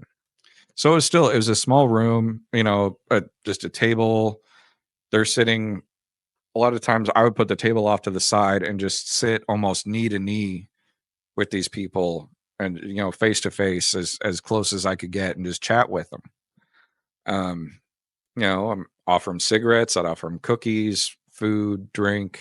What was the strangest request you got? Well, we were talking about money, and I had that funny story. So that sheikh I was telling you about, right? As we're building rapport and we're talking, um, he's talking about his daughter, and that he's her to a school in Switzerland or Austria or somewhere. And so she's Western educated, and he wants her to have a good life.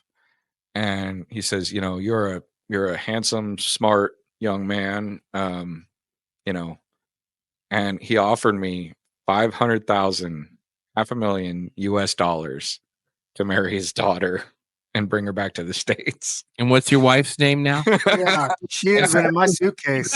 Here we go, baby. I was married at the time to my current wife already, but I did call her and say, honey, I love you, but that is a trump card for every argument. Oh yeah. Listen, and you're over there. You can adopt the religion. You can adopt the ideology. You could be like, listen, they're into 6, 7, 8 wives. What's just one more? And $500,000. $500,000. And I don't doubt that guy could have figured out a way to, to get me that money, but ultimately I turned it down. But I had a real good chuckle about that, and everybody, we all had a real good laugh about that. Oh man. But man, he showed me a picture of her. She was she was the looker, I tell you. Would you swipe left on this, Ethan? I don't know, that was my Russian Arabian accent. Yeah. Okay. All right. Then also the thought in the back of my mind, well, okay, so she went to school in Austria for, biological or chemical engineering, and now this guy wants me to marry her and bring her back to the States. You don't Next thing I understand. know, she's going to be doing a chemical weapon or something, and wow, This is for Papa. killing me in my sleep and whatever. So I was like, maybe I'll skip on this one. See, and that's the foresight which made you good at what your job was. What so you got the great request. That was personal. Yeah. That was that's wow. Yeah. God damn it. Any other ones? Other requests? Yeah. Or any suggestions to help you out.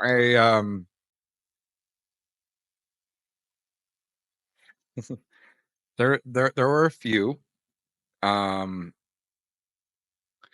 tell you one, not so much a request, just sort of another anecdote here. It was one of my first interrogations, like actual real life interrogations, and and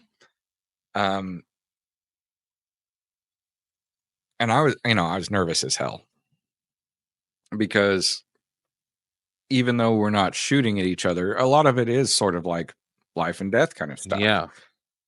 At the very least, I mean, if I do something wrong, I could wind up in Leavenworth, federal or Leavenworth military penitentiary, because of Abu Ghraib. So everything we're doing is under a microscope. So I don't want to hurt these people. I don't want to do anything. I don't want to say anything wrong. That could be construed as coercion or torture. I don't want to, I don't want to break the law, right? And so very careful about my word choice and everything else. But I'm also sitting face to face with people who I had just read a report about how they'd, run, were part of a cell that just did a car bomb and killed 6 Americans, or they, were a sniper that was taking pot shots at us and, shot 1 or 2 of us or whatever. So, there's a little bit of a little bit of fear in that. And,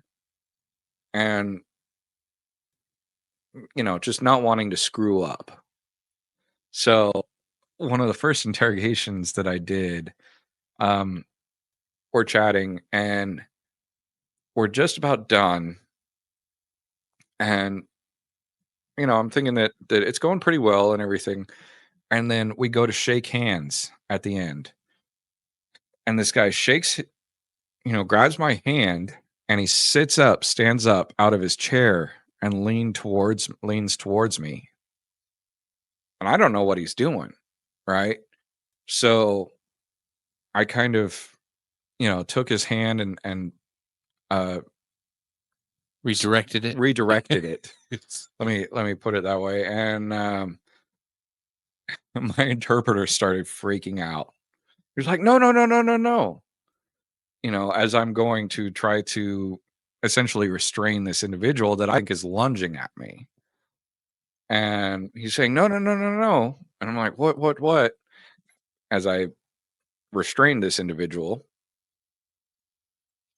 And he says, no, he was just trying to give you a kiss. Oh, so much better. Well, not a kiss on the lips, but you know, they in their culture, they'll do a hey, I appreciate you, and a little bro smack, a little kiss on the cheek, a little, and of course it's always, oh, my brother this and my brother that, and but you weren't expecting that. But I wasn't expecting it. I just saw a guy grab my hand, try to pull me out of my chair as he jumps out of his chair, leaning towards me. And so my self-defense mechanism sort of kicked into place. And very nearly, if I wasn't just, a little bit, kind of restrained by my interpreter there, I could have wound up in a whole lot of trouble. For everyone, that's like the office joke for the week. It's like, oh, Ethan almost threw a guy onto a table for getting kissed. Broke his shoulder. Yeah. Don't try to kiss Ethan, guys. It was definitely a close one. But did it feel like it got easier on your, like, as you were coming to an end, I guess, like, or maybe when you knew it, did these interrogations, did they get easier? Did you feel more dialed in as you went in? Like, I would imagine so, but I don't know. It got easier, but then it also became very monotonous and also a bit disheartening because, like I said, I mean, we were working 6 days a week and 12-hour shifts. In a 12-hour shift, I would do usually 2 interrogations per shift. Yeah. So that's, I've got 2 or 3 hours of reviewing files, 2 or 3 hours of going and talking to a person, and then 2 or 3 hours of writing reports, and then do that again twice in a shift. And it gets old really quickly. Especially you hear over and over and over again, I don't know why I'm here. I'm just a poor dirt farmer. Like the same story, because it's, that there's people in the prison that are training the others. This is what you say. This is what you say. Now also the people that we were dealing with. So there's what we call field expedited interrogations, which is essentially when infantry or special forces or whoever are kicking the doors in and arresting somebody. And in the midst of arresting them, they'll have an interrogator there to say, where are your buddies at? Where are the bombs at? Where are the guns, whatever, right? So that's an expedited interrogation. And for that, a little bit more, slightly more aggression and shock and, confusion can aid in that type of an interrogation. But by the time from the time that they were captured, they usually went to a small, like a small forward operating post somewhere and held there for a day or two or a week or however long. And then they were transported to this prison, and then they were in the prison for however many days before I got a chance to talk to them. So in that time frame, this person has realized what their situation is. They've realized, they've been in the system for a little while. They've been weighing their pros and cons. And yeah, I mean, it's the difference between like to relate it to kind of what we're more familiar with. Like if you get arrested, the cop who's arresting you, you're freaking out. You're like, holy crap, and you might say something that you don't intend to say. But by the time you ride in the squad car back to the police station, you sit there for a few days, then you go to maybe county jail and you hear from other prisoners, oh, you tell them this, you tell them that, you call this lawyer, you do this, you do that. You start formulating a plan and a story of what okay, this is the story I'm going to tell, and I'm going to stick to this story. So that's the point in time when I got to talk to these people. They'd already been, they've had time to establish, Oh yeah, establish whatever they wanted. Yeah, story building that they up story wise. right. So, you know, it was my job to deal with that and try to sort of circumvent that the best I could. It helped that, I was like, first thing I said was, I don't care why you're here. You know, I'm not here to judge you or to say that you're guilty or I don't care if you are an insurgent or not, if you're a terrorist or not. I just want to know about this guy because he happens to be from the same village you're from and I think you might know him. What can you tell me about him? You know? I'm surprised they didn't isolate the people and they just put them in some kind of melting pot to let them, congregate together to come up with stories and to come up with that. That's kind of baffling because you're there to try to weed out the snakes, not turn them all into snakes. And it's like, well, fuck. I Right. mean, Well, that you was know, the big disheartening things that, just due to bureaucracy and you know, you're absolutely right, May, and that we as interrogators, we would have said, "Hey, this is what should be done. We should separate these people," and we try to make those recommendations. We try to, get the powers that be to, to do the stuff that, that's a great idea. Hey, we think this guy actually knows something, and actually, we do want him separate from these other people. Well, there's a and way. you're, Or sorry, go ahead. I don't think people realize. Dan Carlin taught me this. He does a great podcast on both world wars, and he talks about the legal paperwork that was built up before both of those wars even started. Oh yeah, mounds and mounds of legal paperwork, which in my mind, growing up as a kid, I just always thought like, oh, we're beefing, we're going to war. I never thought there's any type of legal paperwork. Everything is legal paperwork in warfare. I tell you, so those 2 interrogations a day that I did, right? I had to before I ever actually sat down and talked to a person, I had to review their file, I had to make my plan, figure out what questions needed answering, right? Yes. So I had to go in there with essentially, this is the information that I'm trying to get. This is how I'm going to try to get it. These are the tactics that I'm going to use, in my building rapport, and whether I'm going to use, Really, because you had to have a pre-planned tap into- workout sheet built out before essentially, you. yeah. I'm going to tap into his love of family and the fear that he's not going to see his family anymore, for example. Makes sense. Yeah. And That just blows my mind. You had to write that all out. had to write it all out before you went. Well, and then this plan that I had written, then I had to have approved by a JAG officer. That's an attorney, right? So I had to have it. So make sure that it's legal. I had to have it approved by a psychologist, right? Really? To make sure that there was no psychological coercion, or mental distress that I would cause this person. And then I had to have it approved by all the way up to the colonel of the Senate. So there were 4 approvals that I had to get on every plan before I could see somebody.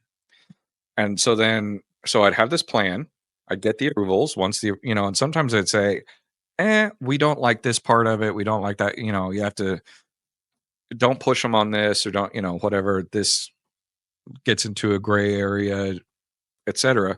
I have to change it and redo it. And once I got the approvals, then I'd submit that.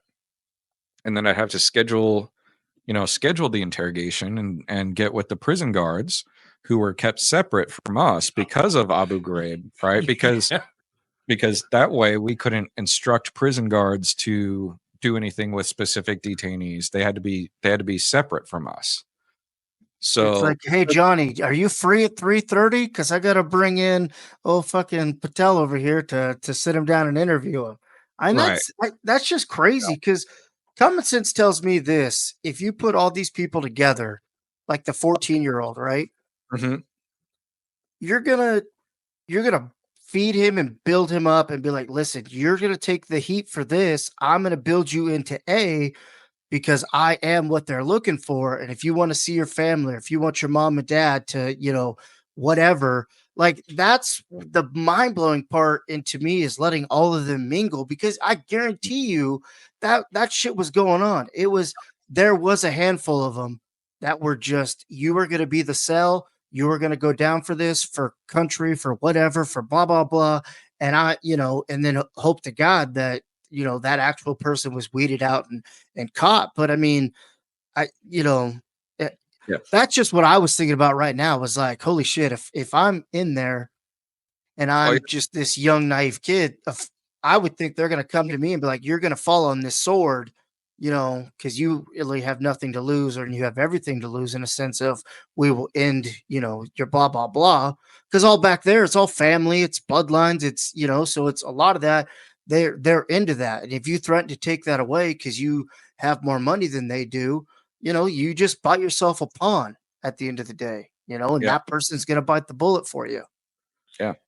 And that was one of the hardest, most disheartening things for us because we all, us working there, we knew that. We saw it going Yeah. on, saw it happening but there was nothing that, as a sergeant in the army just there to do interrogations and whatever. And Yeah. I could put that in my reports. I could you know go talk to, run it up the chain of command as best I could, but we all did, but ultimately we weren't the policymakers that Yes. made those decisions. It was What would happen? Did they give you examples of what would happen if you fucked up an interrogation? I mean, like jail, prison. Yeah. What would be considered fucking up an interrogation? Um, you know, uh, anything that could be perceived as torture, physical or mental, emotional. So saying I'm gonna make sure you never see your family again would be considered like a, Mhm. but suggesting you may never see your family again. Now that's illegal because you're not threatening that. You're just so you had to dance around all those type of loopholes. So prior to Abu Ghraib and post Abu Ghraib, it's still the same set of rules, but it's the way that those rules were interpreted. Like I said, when I went post Abu Ghraib, everything was under a microscope, and so everything had to be absolutely 100% by the book. Geneva Conventions, law of land warfare, U.S. law and policies, UCMJ, the Uniform Code of Military Justice, like it had to be everything, I's dotted, T's crossed, and by the book. Now, prior to, right, it's like things were, say, a little bit more gray, in a little bit more gray area. For example, right, um, now this is nothing that we did because again, post Abu Ghraib, but stories that I've heard and different things you hear about. Well, Geneva Conventions and all these laws, they say that you have to give detainees, you have to give prisoners, you know, however many 6 hours of sleep, or 8 hours of sleep, however many hours of sleep is required. But it does not say that it has to be consecutive hours. Or you have to give them 3 meals in a day, but it doesn't say that you have to give them 3 meals, 5 over a period, like 4 or 5 hours apart. So um, things that stories that I heard, and let me put it that way, stories that I heard where things would happen like, well, you put somebody in a solitary jail cell, right? And you blast strobe lights and loud music for 6 hours, keeping them awake, and then black silence, no lights, no nothing for an hour, and then lights on, feed them, and then lights off, and then lights on, feed them, lights off, lights on, feed them, lights off, and they think that they've been there for 2 or 3 days at that point in time, but it might have only been 6 or 8 hours. They start to lose track of time, they start to lose track of themselves, and so it's like, Were those you things. talking to these, like, now you're No, saying this is pre? That was pre. So those fucking interrogators had it easy at that point, is what you're telling me. That's the issue. Yeah, they were all broke down, ready to fucking go. They were like, "Fuck this." You actually had, this. you said charisma. Yeah. You want to know where Saddam is? I got it. 722-551. Yeah. Fuck this. I mean, I can tell you guys this. It is proven, and I truly believe that any type of torture, physical, mental, emotional torture, is terrible and wrong and ineffective. I mean, that's what we're finding, what many people have found over the years, and what we knew to be true is that it's really ineffective, because whether it's physical, emotional, mental, whatever, it doesn't matter. If people are messed up in the head, if they're scared, if they're hurt, if they're in distress in any kind of way, they'll just start telling you whatever they think you want to hear just to make it stop.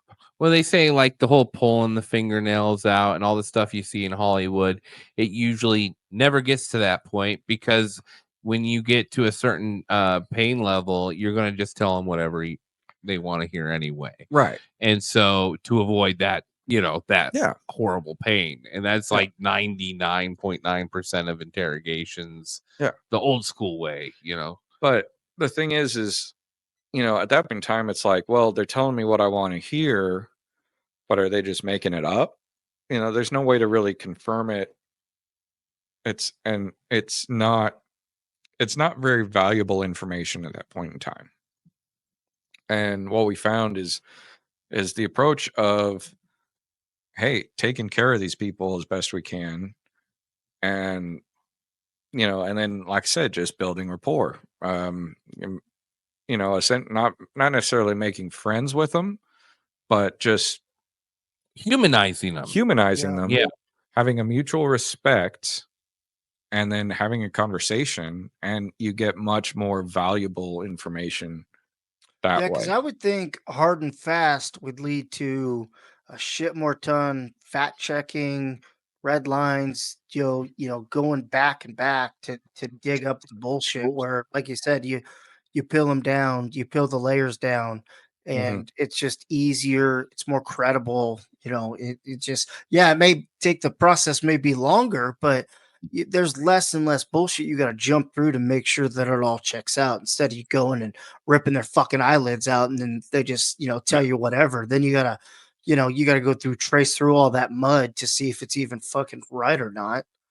It makes sense. I mean, I would never want to be interrogated. Fuck this, because So I'll be honest, I'm telling you right off the rip. I would give them right off the rip. I'd make them put me. I want immunity. I want at least 5 meals a day.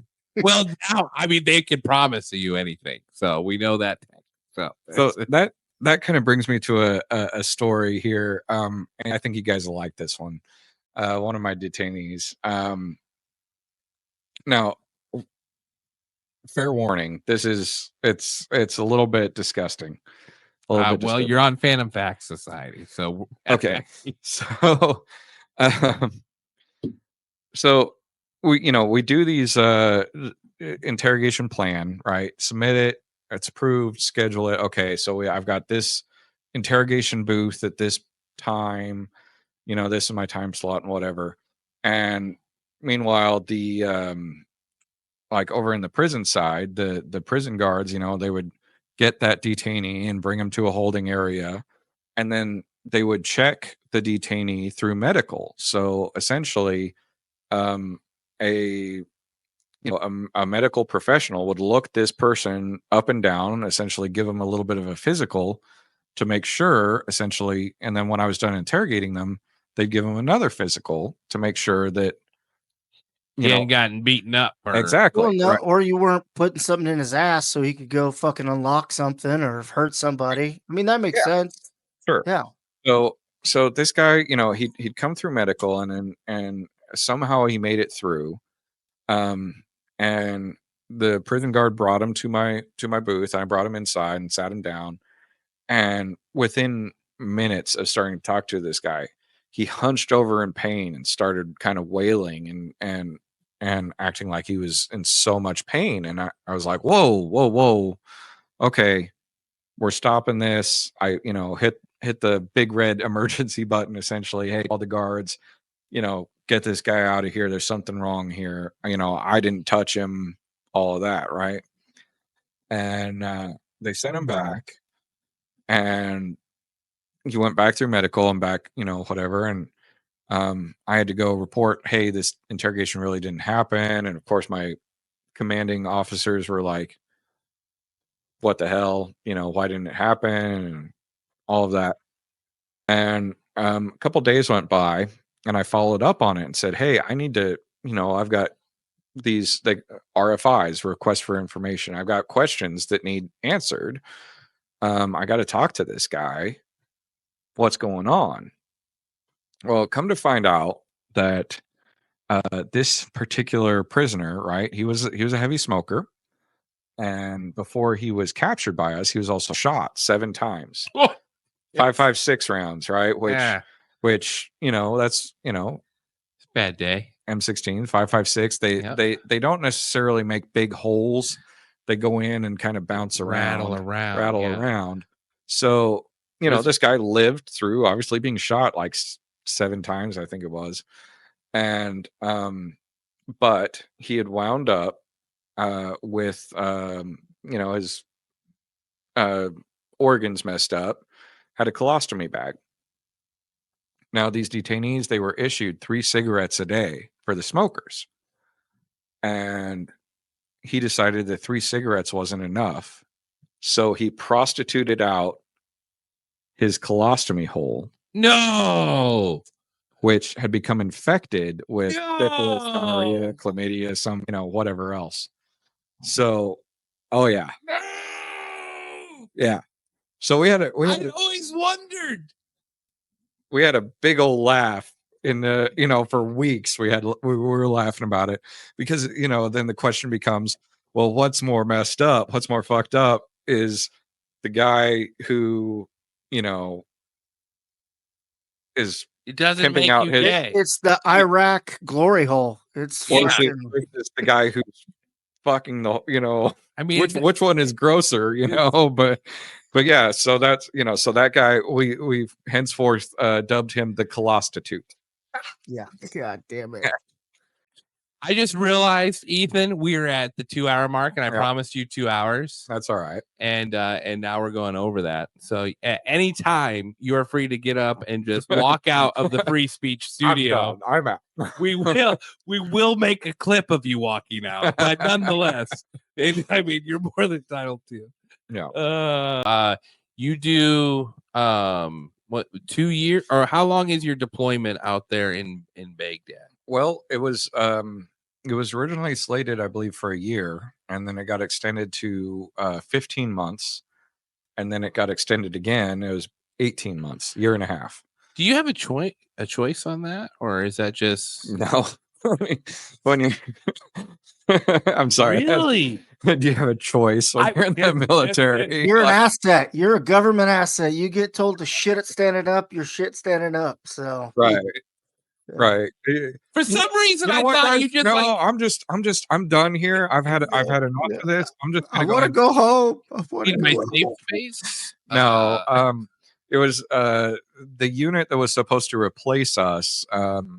They, whatever logistics or training or whatever issues that they had, they were delayed a couple of times, and So, and we couldn't, you don't leave your post until you are relieved from your post. So, what was morale like in the office? it got pretty rough, especially, once we heard that it was going to be longer. How much notice did you get from the time you thought you were going home to the time you realized it had gotten extended? Not much. It was a few weeks, maybe. Not like a month advance, like, oh, hey. It may have been up to a month, but I don't even know if a month would make you feel good about that. I tell you what, though, soldiers, we can complain about anything, and so of course, as soon as we heard the news, it was the worst news that any of us had ever heard. Because at that point in time, like I said, what we were doing, it became so, just the grind of it, so many interrogations. Well, and to me, the best part would be the interrogation. The worst part is the paperwork. Well, paperwork beforehand, the paperwork afterhand, the summaries. Yeah, right. Oh my God, I mean, all of those reports, they had to be written in very specific jargon. Any second or third time people that you would have to go through with this song and dance with, or was it always somebody different? Oh no, there were several people that I interrogated several times. And actually, I'll tell you, can I share one more story? No, Ethan, you can. All right. So, and this kind of ties back to how we were talking about like stuff that was sort of weighs heavy. Now this particular individual, never forget, he sat down and I was talking to him, asking him a bunch of questions, and he was just smiling at me with this just sinister. I mean, it was jovial, but it was just like a fuck you jovial, smile. The entire time, not answering a damn thing I was asking. And I tried all my different what we call approaches, like the different tactics of trying to get this guy to talk. And finally at the end of it, after a couple hours or so, I was like, okay, I'm not getting anywhere. And I finally just asked him, I said, you've been smiling at me this whole time. What is so funny? And he just looks at me and he says, you look just like the American that I cut his head off about 2 weeks ago. Oh, that's nice. Yeah. And did you know he had cut a head off? No, I didn't. I mean, I knew that this was a bad guy. And there was no bluff factor, you don't think, like just to scare you or get you off track? No, I don't think so. I mean, this guy, the intelligence that I had, like the information that I had going into it, was that he knew some bad dudes, and he himself was a bad dude. And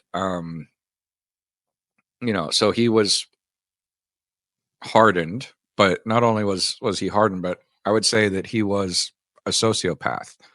I mean, after discussing it with the psychologists and everything else, I mean, they're like, yeah, no, he exhibits all the of psychopathy, sociopathy. Like he's in that situation. You were saying earlier how you like to get personal and like knee to knee. In that situation with that psychopath, is there a table? Is he chained up? Is he like? Does that change the situation? So, with this guy, yeah, the first time, I mean, it's just a small table, and I had a table kind of in between us, and I, especially after that, every time I talked to him, I was back to the wall and as far away from this guy as I could get. I mean, he was a scary fella. I'll put it that way. And I was racking my brain. I didn't know what, everything I tried wasn't working. He had his, what we call cover story, like his made up story that he was going to stick to if I ever got him to talk at all. And I didn't know what to do.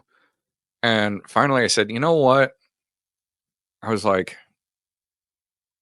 it was kind of a Hail Mary thing where up until this last time I had used an interpreter every time I talked to him. You know, I hadn't let on that I knew Arabic. And so finally I said, hey, you know what? Instead of interrogating him, I'm going to give him a phone call. We had a telephone that had like a speakerphone deal, you know, like, you know, old school corded telephones is what we were using.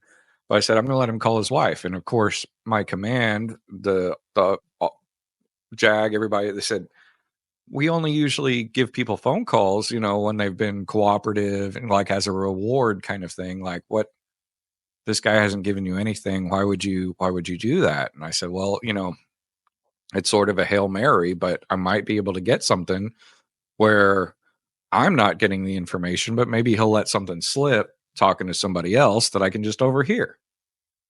And so sure enough, let this guy call his wife and set it up. And I told the interpreter, I said, hey, I want this guy to drop his guard, right?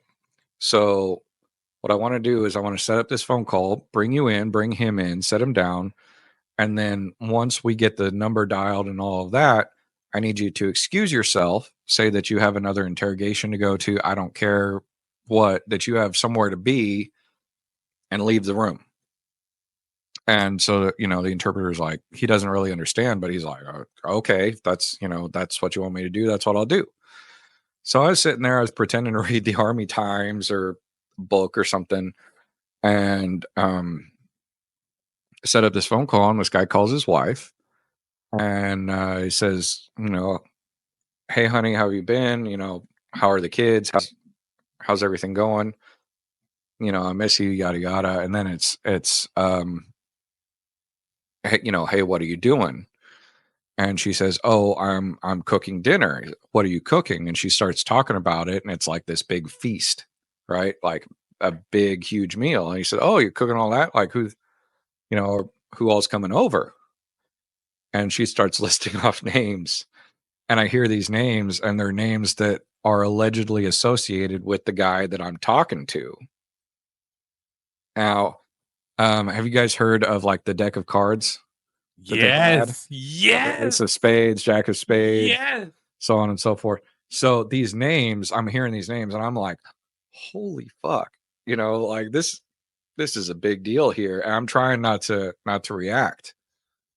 And so I'm sitting there, and I'm just, you know, I'm just listening, and I'm kind of like taking notes. And I know that I've got my analyst over there behind the glass listening. I know he's writing them all down, right? I'm like, it's like Christmas. I'm hoping that he's writing them all down. You know, I'm hoping that he knows what the heck's going on right now.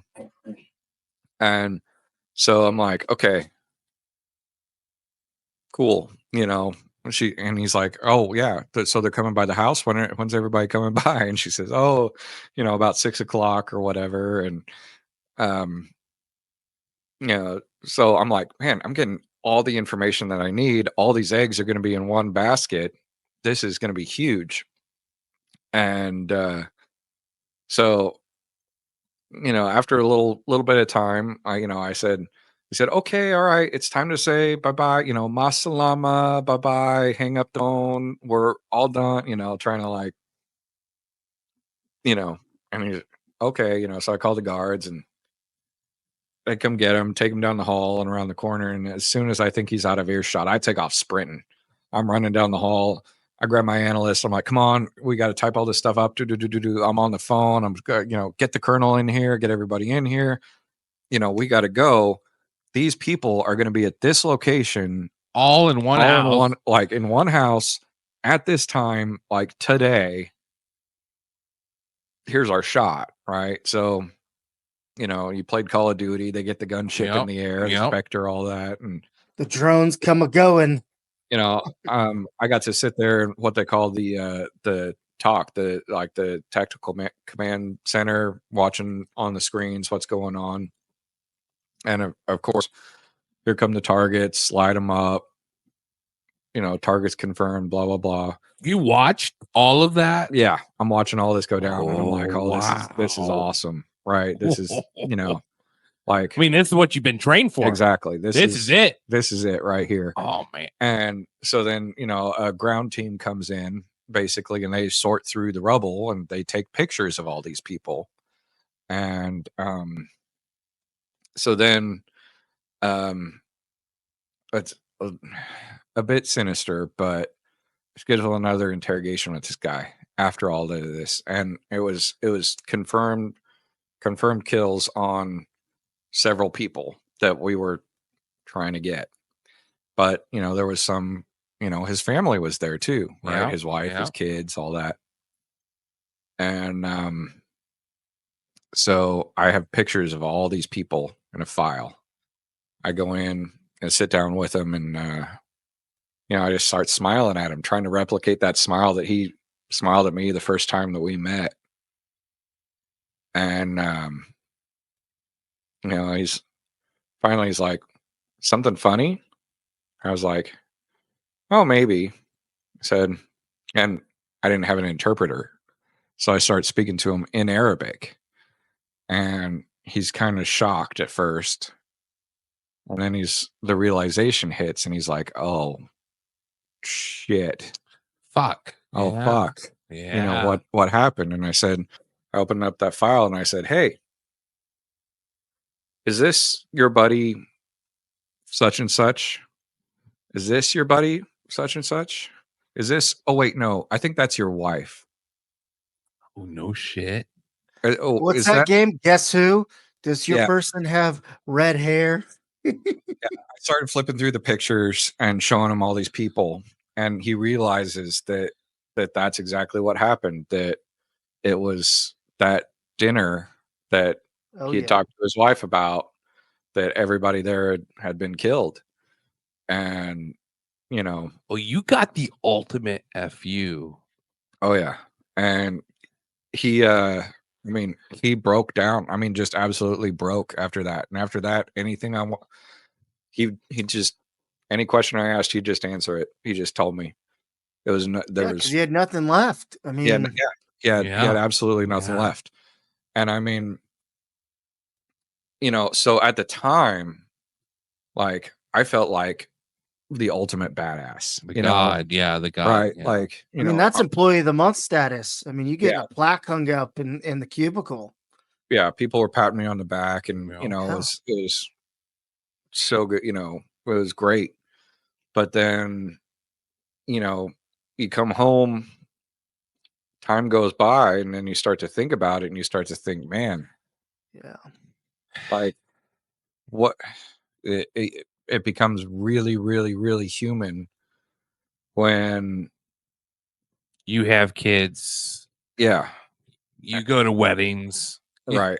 Yeah. And, you know, and just thinking about, like, this guy, even though he was a bad guy, and those were, you know, supposedly bad guys, but it was also kids, it was also his wife, it was, Yeah. you know. Well, and Ethan, that's the shit that drives me nuts, because when we talk about situations like that, you're a cog in the wheel, right. you know, and yet you're the one that has to sort through all this shit after you've been discharged. Yeah, you got to bear it. You got, You know, yeah, I couldn't imagine. It just, and since 1776, our veterans have always been sort of just, figure it out, buddy. You know, like, and I laugh because it's, to me, you know, I'm Scottish, and it infuriates me. So, you know, that's how I feel, because it's like, man, it's like, you know, you know, because you were, you know, this was a guy that stared you in the eyes and told you he chopped off a guy's head that looked just like you. Yep. You know, it's not a good guy either. Right. Yeah. Go in there and somebody catches a glimpse, or, you know, gets a hold of who you are, and then it gets back to their circles. And then, Right. you know, that would be that's where I couldn't do it, because I would be just, you know, if you, Well, like you did, you you're frost him.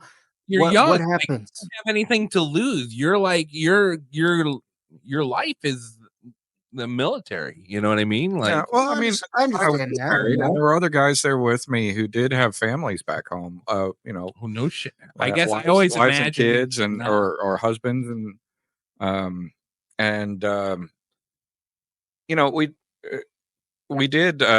May you are absolutely right there. We did have wear different name tapes on our uniforms. A lot of times, I'd wear a different rank from my usual rank on my uniform as well, or sometimes none at all. Um, we weren't required to identify ourselves to the detainees. Sometimes we could just let them. It got into a gray area because we couldn't say that we were we couldn't lie and say that we were with somebody other than the US Army. But if they wanted to assume, like if we didn't go wearing identifying clothing and let them assume that we were somebody else, you know, that was okay. But yeah, it was definitely a concern. There were a couple instances. Actually, I had an instance where I was in the middle of an interrogation. I had given somebody an alias and, you know, introduced myself as, you know, I used all kinds of different names at different times for different reasons. And um, so I was working under this alias, and something happened with the unit, or, you know, because of course at the same time, you know, we had mortar fire coming in every day, and different things happening, and somebody came in and, you know, knocked on the door. Hey, Sergeant Haynes, we need you out here, you know what? And I was like, what the fuck, man? Like, you know, I don't care if you're my first sergeant or my, you know, my command sergeant major or my, you know, captain, or hell, I don't care if you're my colonel. You're not going to come in here while I'm talking to an insurgent and, you know, disrupt my flow. Disrupt my flow. Not only that, but then Throwing away your birth name. my rank and my name, yeah. you know, because that puts me at risk, right? Because this guy can go back to the jail and say, hey, you know, and we knew that they did that. They'd say my interrogator was, you know, Sergeant Haynes, right? And my interrogator was so and so and so and so, and they would talk about us, and we knew that they talked about us because, you know, again, I was a cog in the machine. I was one of dozens, if not, you know, maybe there were well over 100 of us there deployed at the same time that I was, and that was just for that one, you know, year and a half. And so previous years and then following years, you know, there were a couple hundred more here and there, you know, so it was, they started to figure out who we were and exchange information about us, and they were checking your story just as much as you were checking theirs. Absolutely. Yeah, it turned into a pretty big game, you know, to the point where some people were talking about, oh, I did an interrogation with this guy, and he came in and he said, oh, I've heard of you.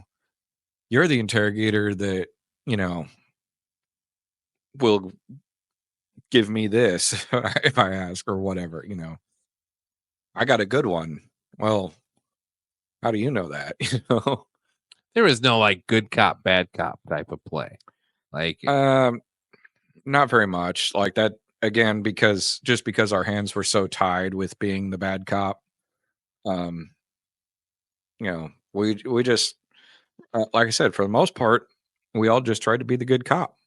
well, and at this point, I mean, you're talking 2008, 2000, yeah, 2008 primarily, and then 2009, you come back home. Mm-hmm. You come stateside, and then are you discharged in July of 2009 was my end of time of service, ETS state. And then you go contractor work after that. Yeah. As an interrogator? Not as an interrogator. then I kind of switched more to the human intelligence, the source operations, going out in towns, going out talking to people. I did some intelligence analysis work. I worked with some units where we put together a lot of the stuff between the human side of things, as well as using satellite stuff, communication stuff.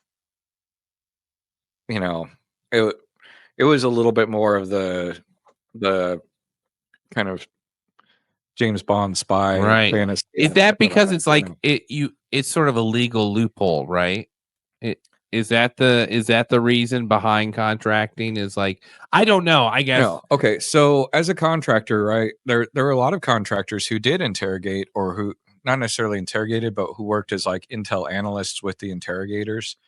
You know, there were a lot of guys, like even when I was deployed in the Army, there were contractors there with us. It's people who just essentially supplement,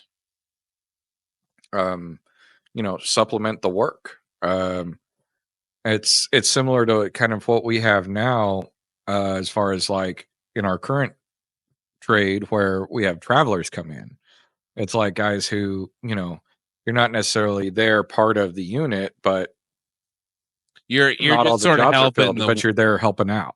Okay. Yeah, my dad did a couple of years in Kuwait as a contractor when he got out, when he retired out of the Army.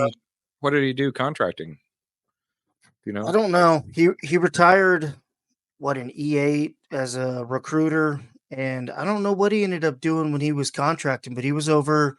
He spent, I want to say, 2 years in Kuwait and stuff contracting, and whatnot, and then he had health issues and walked away from it. But I never really sat down and asked him what he did over there when he was over there. I don't know if it was more like HR, just kind of like office kind of stuff, since he was kind of in that recruiting world, when he was in the military or in the Army. I don't really know.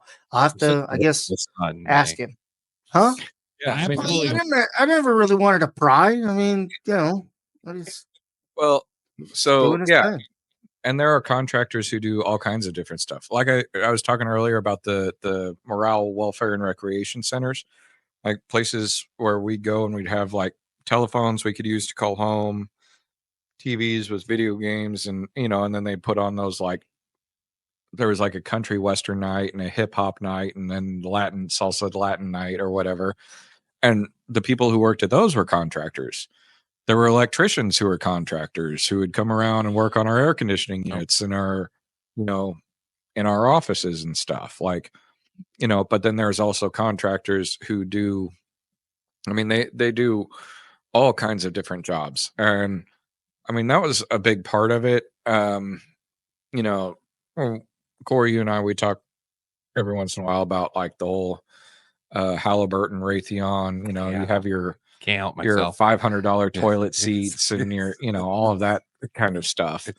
And that's what it was like. It was like, because I made a very large amount of money for what I was doing, much, much more than what contracting side pays really, really well. I do remember my dad saying that. So, but I quickly realized that even though that paid so well, the company that I was working for was getting paid by the government a lot more, even better, a lot more than that for the job that I was doing. So, they're the ones that are really, making the money at that point in time. And it's crazy how you went over there to do the interrogating part, and then when you contract, you got into like the deeper, spicier, more dangerous side. It sounds like usually if you want to contract, you want to go for the easier, cushy, like you want to almost flip your roles. You want to go over there in the military as, B, and then when you contract, you're like, I just want to interrogate fucking people. You went the other way, and it was just like, oh shit. Yeah. And part of that was just because I wanted to. I had a lot of different options open to me at the time. It was 2009. there was still tons of money to be made. There were tons of openings available. Iraq and Afghanistan both were still going really, really strong. And so, I started contracting there in San Antonio, worked for a company, and I worked stateside for a little while. And then before I deployed with them, because I didn't actually deploy then until 2010. Okay. So All right. I was home for about not quite a year. Too long. And I was ready to go make the big bucks and do some fun, exciting stuff. So I went back. I went to Kirkuk, Iraq, which is in the northern part of Iraq. Okay. So, in the northeast, you have Kirkuk, and then far northeast is Erbil, which is Kurdish, a Kurdish controlled city. There's a lot of stuff with, prior to a long time ago, like prior to World War II, you had an actual country called Kurdistan that was part of Iraq, part of Turkey, part of Syria. But those borders got redrawn, and that country got actually split up between the three countries. So just south of that is Kirkuk, and within 50 miles of Kirkuk City is like 5% of the world's oil. So I mean, it's a Well, this is where so you're saying northern Iraq, that's sort of where it was a hotly contested area. So you can see there's Kirkuk, and then just past that is Erbil, and then you have Mosul. And Mosul was that was a real hotbed at the time. I do always remember hearing about, like, there was casualties, there was some sort of bombing on a road, or 6 guys died here, or it was like 3 guys died here, or it was always like Mosul, I remember Kirkuk, just because I remember always hearing like that northern region of Iraq was always and that northern region of Iraq, that's what right there by Turkey. Turkey and what country is this? Iran. Okay. Okay. So this is where ISIS sort of formed up, wasn't it? Partially, yeah. So southern Iraq is more Shia controlled, which is you have like Jaish al-Mahdi, and that's more like Iranian influence. Northern Iraq is more Sunni Muslim, which is more your ISIS, Al-Qaeda, ISIS, etc. And yeah, we were dealing primarily with roadside IEDs. They'd started with these more advanced armor-piercing IEDs that would essentially they'd use just like a copper plate and a coffee can, and with a charge inside that, and it would shoot the copper plate in such a way that it would become like a molten projectile and shoot right through armor on our trucks, and then shred apart anything inside an armored truck. Oh, Jesus. Yeah, we were. So were you going on patrols and stuff when you were? I did a few types of patrols, a few types of snatch and grab, kill capture missions. Basically types of missions where we go out, we cordon off towns. You cordon off a little village, and what I mean by that is like trucks or personnel would surround this one little village, which is a little more than like a neighborhood here in the States. And then people go house to house, kicking in doors and trying to find the person or people that you were looking for, and either Sometimes it was a little more emphasis on the capture. Sometimes it was a little more emphasis on the kill. Were you there as an interpreter, interrogator, or were you there to like apprehend the dude and take him to the facilities? So, my job at the time, I was actually an analyst, but I did One hell of a job title. It was Fits all the boxes as an analyst. You shade in all the little things. well, I'm a little bit careful on what all I'm talking about with this one too, because so at that time I did all source fusion intelligence analysis, and I was attached to a unit that their mission was to do primarily human intelligence collection and liaison missions. So, they would go around, meet with like local government officials, like Iraqi police, Iraqi, Kurdish forces, Iraqi forces, and then different, business owners, local leaders, things like that on the liaison side. And then on the other side, it was just find whoever you can find who wants to either, flip and inform on insurgent groups or, whatever.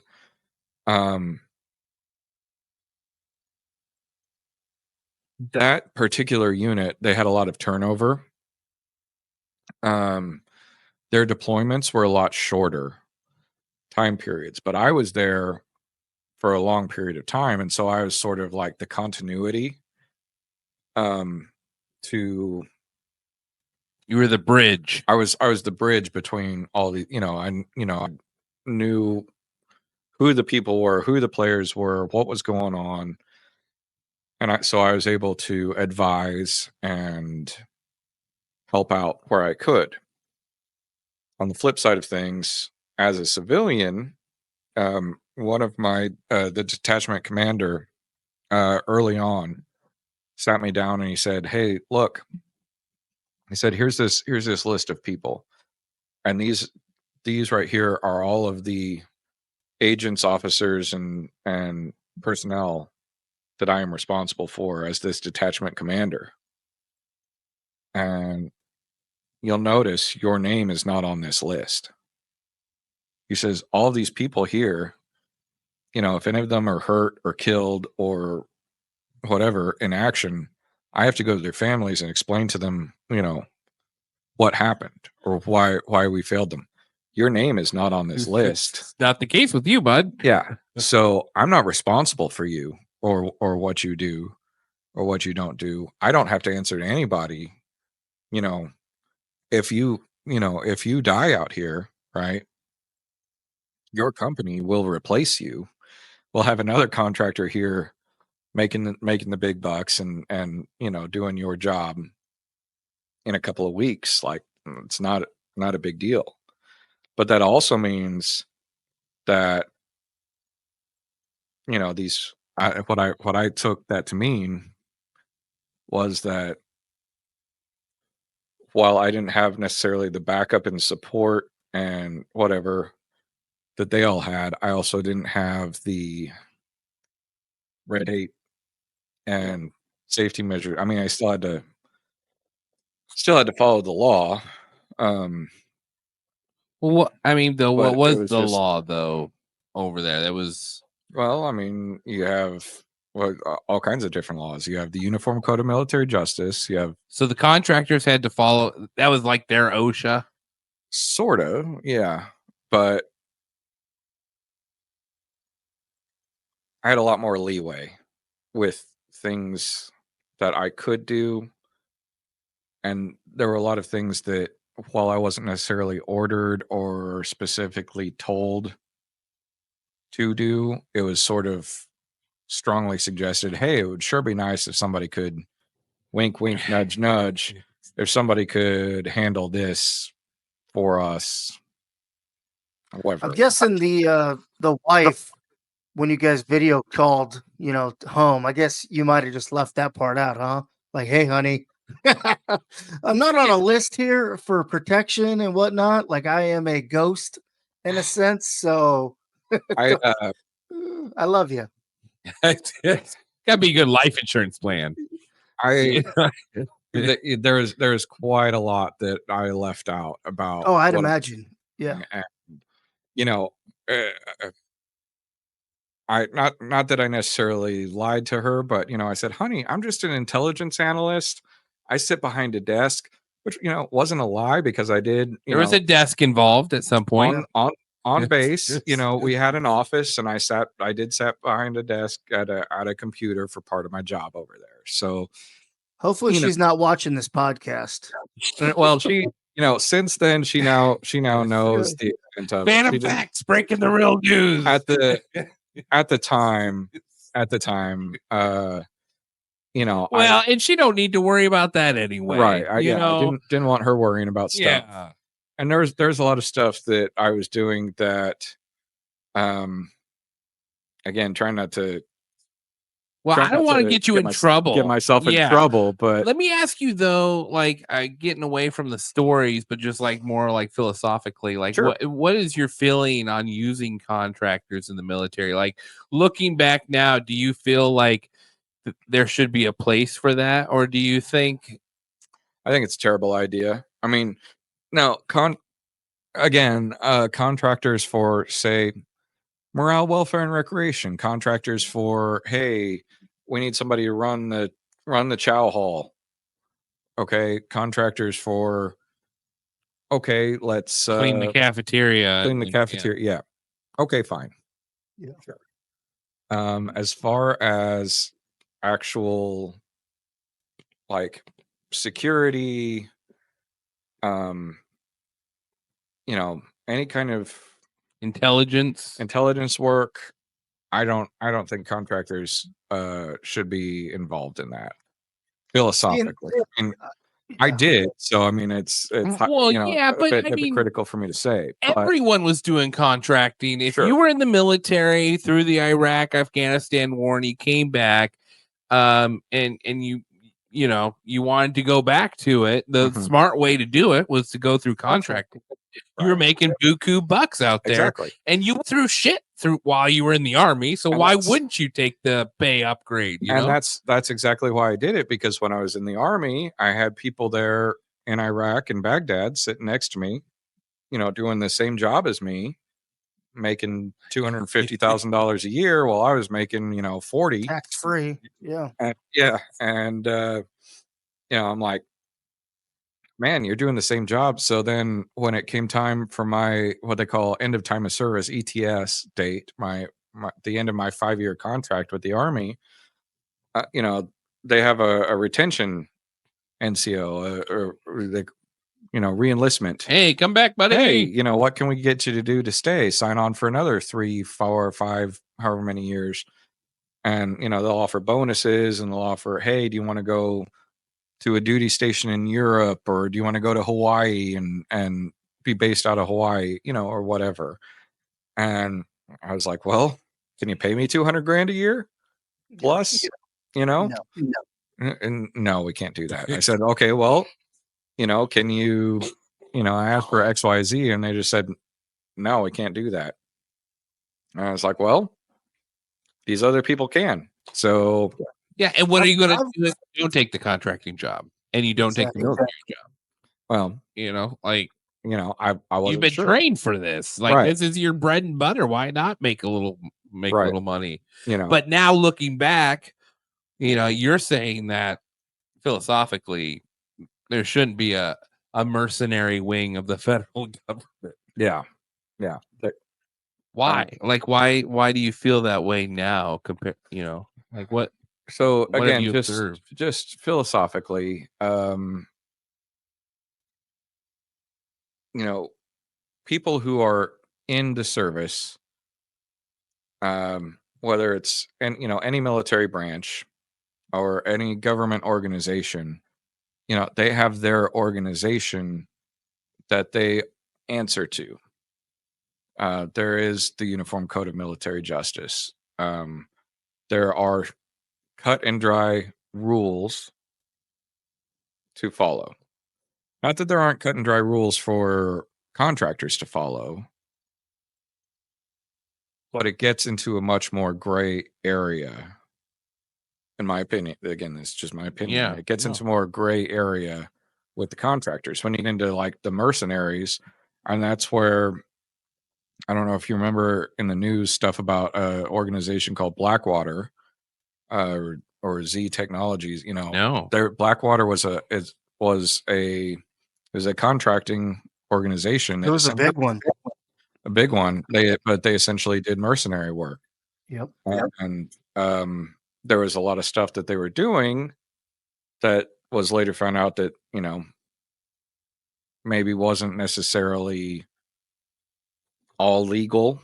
By the code. By the, you know, it wasn't code, but they can't be held responsible the same way, because if a contracting company or individuals with no records of who these individuals are, you know, that company starts coming under scrutiny, well, they can just shut their doors, file for bankruptcy, go out of business, whatever, burn all their files, and then reopen up shop under a different name. And so they can get away with things that people cannot necessarily get away with actually in the active duty military guard or reserves. Yeah. I never heard of Blackwater before. Really? I know, that's how.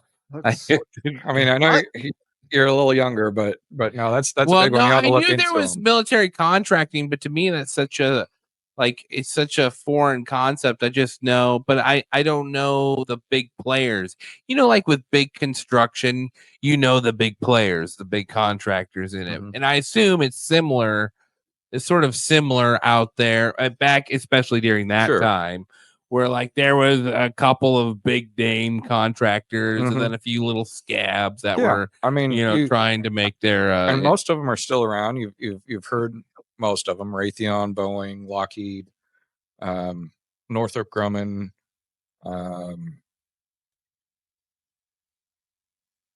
Yeah, I mean, those are the Nisour Square massacre, which was done by Blackwater. I guess I don't know if you. I just typed in Blackwater. That's a deep rabbit hole that that you might go down. Tonight's probably not. Probably not tonight. Not tonight, but because of things like that, as an example, just philosophically, I don't believe that any type of military operational, like anyone doing basically any type of armed work, maybe security might be okay, like just base security, guards at the gate kind of thing might be okay for contracting, but and again, just my opinion, I don't think that. Well, it's sort of like it's a laziness, right? Like, I mean, it just sort of seems like, we can hire these guys to do it. We'll pay them to do it. And then we can tell the American people we got a small force in this region. We don't have a lot of troops here, but essentially they do have a lot of troops there. Yeah, you keep the numbers way down. Yeah. Yeah. That is a big part of it. Yeah. You know, it's more of go ahead. A couple people I've worked with that did contracting work. They told me that it was when they got out, it was almost like the military failed them for success going forward, and they almost had nowhere to turn. And they were so groomed and dialed into a certain niche that it made sense to go back and contract.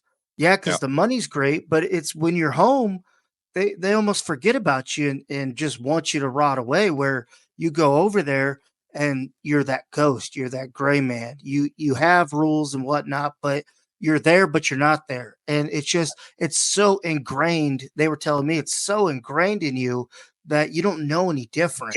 You just go over there and play for a different team in a sense. And they just feel like in a sense, the government has failed them for not successfully setting them up for getting out, where they almost have to go back in because that's all they know and that's all they've been groomed for. And yeah, they've got their, their life together and they're in the trades and they've actually used some of that skill to start an own business or whatever. But they, when you get out and it's like, holy fuck, what do I have for me here? Oh, I have nothing, but I'm getting offered $500,000 tax free to go back and do some shit that I was already doing in a sense. Why not?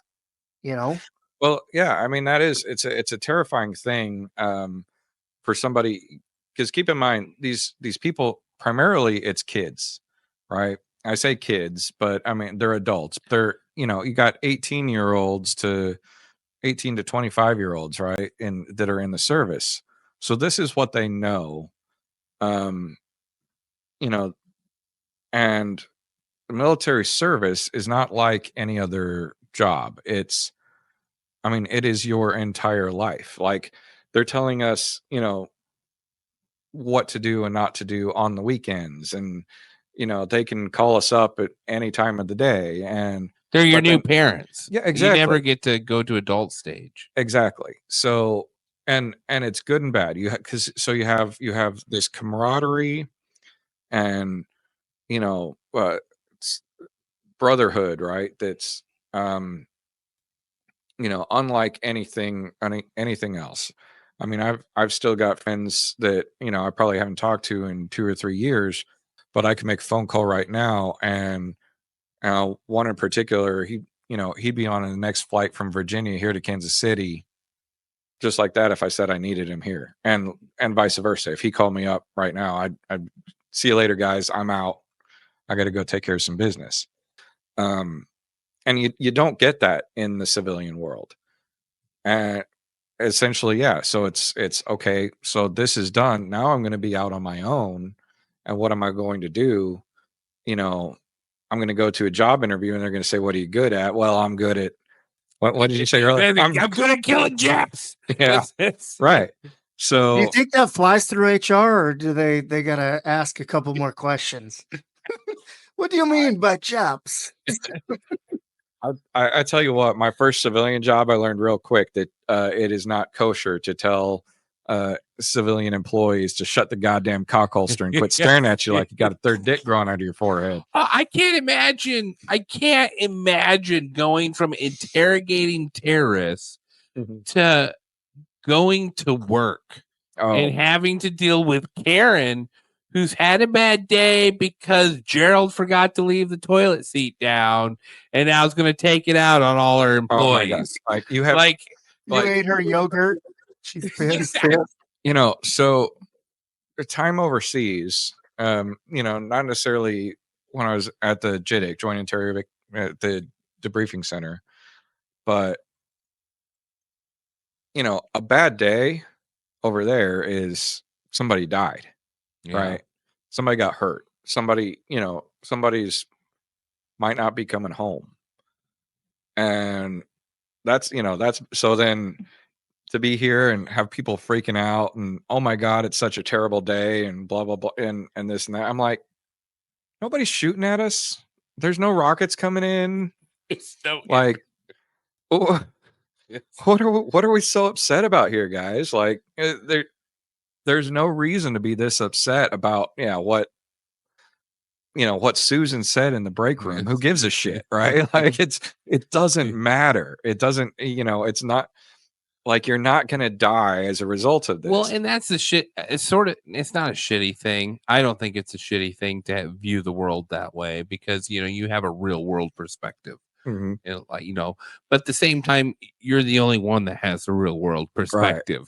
Right. So it becomes a very lonesome, world to live in because you're seeing things play out, and meanwhile, the focus of people who are genuinely your friends, they're good people, but their focus is left field over here. You know what? This is why so many former military members seek out things that have that type of strong camaraderie. fraternities. Freemasonry was one of the things that we were possibly talking about in the future or whenever. Yeah, we need to. We haven't even touched on that. God damn it. Yeah, I don't think tonight's going to be. No, I don't think tonight. But or the trades, Or the like and especially trade unions. Yep. I mean, the brotherhood in the trade union it's a great fit for prior military people, because it was interesting at certain churches too. I've noticed that as well. The structure those institutions bring, a lot of former military flock to that as well. It's right, because it's so lonely, leaving that, these are people that I lived with, ate with, slept with, worked with, went all around the world, had all kinds of adventures, and to come home and then just be like, all right, see you later. And now I'm off on my own and go find my own job. And there's a clip, a great guy that interviewed a bunch of Vietnam vets in Wyoming. And this one guy said in Vietnam, he went on patrol, shot a like 10-year-old Vietnamese kid that was running at him with a fucking grenade. Mm-hmm. And then in 48 hours was back home getting hugged by his mom. Yep. And he said there was no decompression. Okay. It was just immediate, like, hey, thanks, man. Well, thank God it has gotten a lot better than that. And they don't necessarily completely hang us out to dry anymore. Like you were talking about, May, like the whole, they do now a lot of reintegration, a lot of I know when I did tell that reenlistment, NCO said, hey, no, I'm not going to reenlist, and I knew that my contract was coming to an end, they offered, here's a class on how to write a resume, and here's here's this and that. It wasn't very effective. And of course, like anything else in the military or government, it's bureaucracy, and it's just programs. We taught him how to make a resume. Right. But I mean, it did help. It was more than I can say for my other brothers in arms, from earlier generations, like Vietnam, who came home and were spat upon, at least, at least for my generation, we came back, and there was, for a long time, I mean, still somewhat, it's definitely tapered off quite a bit, but there was a lot of like, oh, we're having a hero's welcome. Yep. And the plane would I remember land, the and parades. People be clapping when the planes landed, and of course at the time we all thought, man, what are they? That's one of the most awkward things, is when people come up and say, "Oh, thank you for your service." It's like, I'm so scared to do that. Why? Because I feel like there's two types of vets: the ones that will let you know they're a vet, yeah. And then there's the one, which I'm fine with. Like, I don't have a problem with that. Let me know you're a vet. Thank you for your service. But I also feel like the person that doesn't want you to bring it up is not going to bring it up himself. Right. So, to each their own, and I'm grateful for the service of everyone. But at the same time, like, man, that service is not something everyone wants to be reminded of every fucking day. Like, I get that as well. Yeah. What about, like, when you left your contracting job? Did they have like a decompression time too? No, because that's just a job. See, that's interesting. So you went from a bad one, but you went from a decompression from the Army, and then you go into contracting. Which would you feel like you probably are? What is a worse experience for you, the Army or the contracting? Worst how? I mean, like, I guess in the aspect of, like, do you feel like, even though it was technically a job, you should have had some decompression with the contracting position? I mean, it would have been helpful, but Because weren't you didn't you go under fire as a when you were in the contracting business? Mm-hmm. Yeah. And so, I mean, like, you would think you'd have some sort of program, but they were just throwing these guys out left and right. Like, oh, you're done with your job. Like, But it goes back to that mercenary type of like, you signed up for this, you kind of know, at least from the people I've talked to, it's you make your bed. You know that you're not going to get your back rubbed and your butt patted, being like, okay, you did good, now go home. It's, hey, you know, you served, you did your thing. Okay, it's not like they crumple you up and throw you away, but that's almost what it feels like. Is what my buddy said. Oh yeah. Well, and I mean, and that goes for, you know, every aspect of it. So, one quick little thing here, and another little anecdote. So, when I was in the Army, right, I deployed.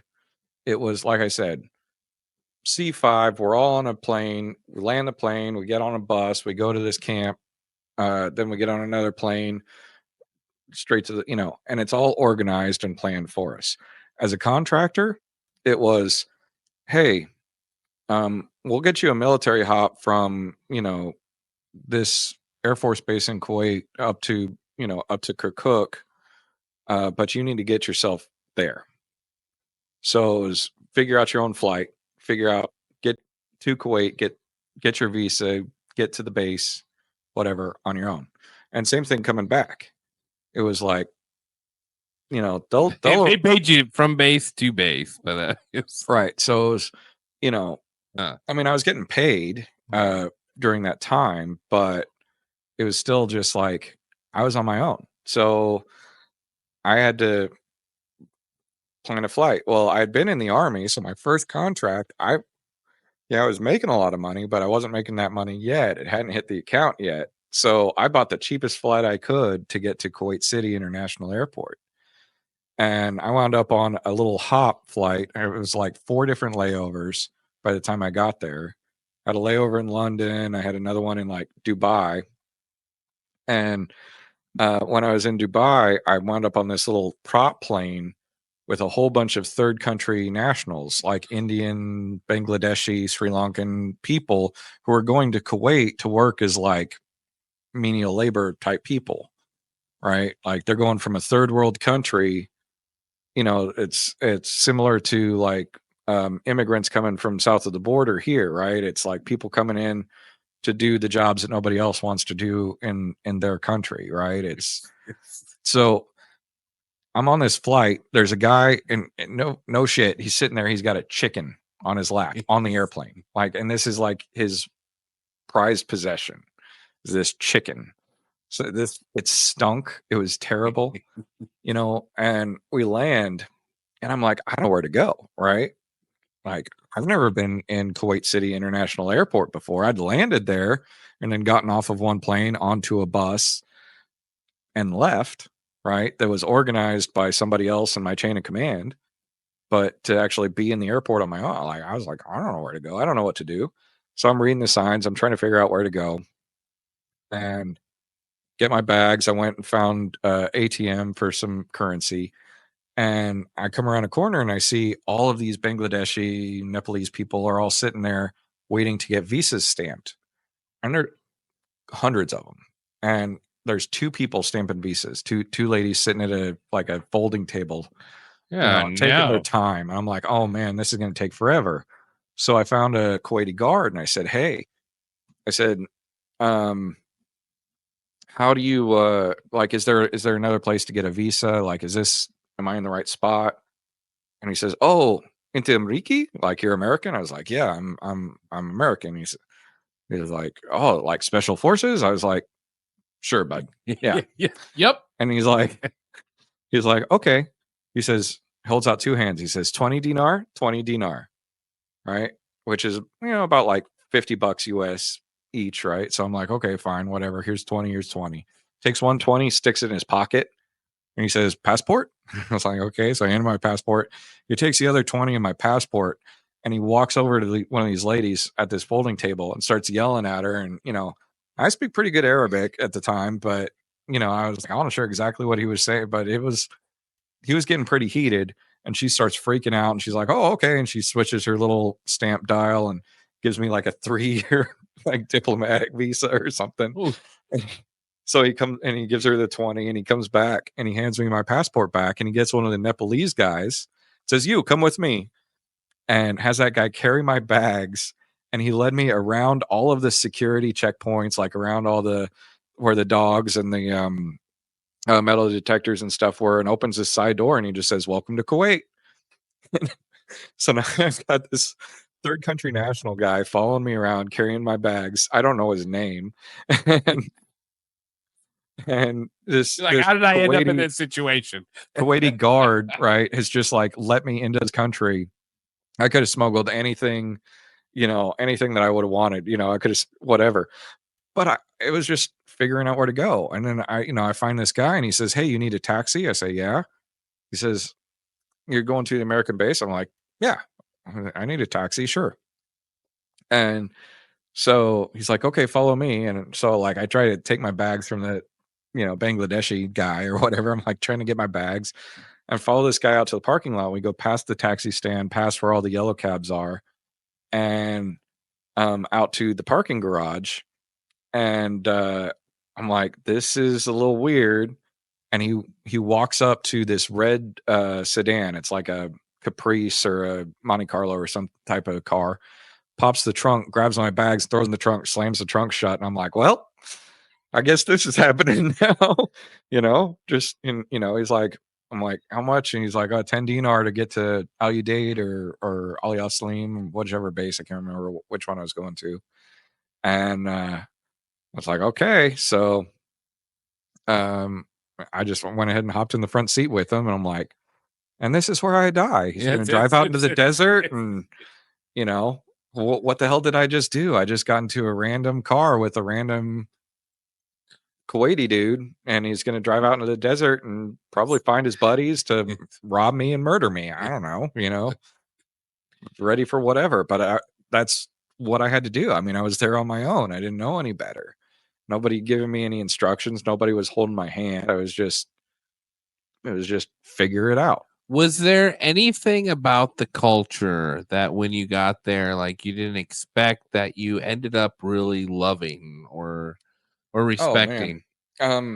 Lots of stuff. I mean, the food, the history, the the rich history is absolutely insane. There's so much of what's our modern day math and sciences, algebra, right? Like any word in English that basically starts with the letters AL came from Arabic. That's a lot of science, a lot of medicine, stuff like that. And so, that's very interesting. And there was some stuff where I didn't necessarily come to love it, but I started to come to understand it. For example, one of the things when I was training in the Army, it was a lot of dehumanizing the other, right? Right. Yeah. That's the enemy. That's not people. And one of the things was like, oh, well, they all marry their cousins. And we all thought that was so awful and terrible. And I mean, I don't think, oh, hey, I want to go marry my cousin. No, not that much. But now Third or fourth cousin. I understand it a little bit better now because of my experience over there. I learned, most marriages are either arranged. Well, most marriages are arranged over there.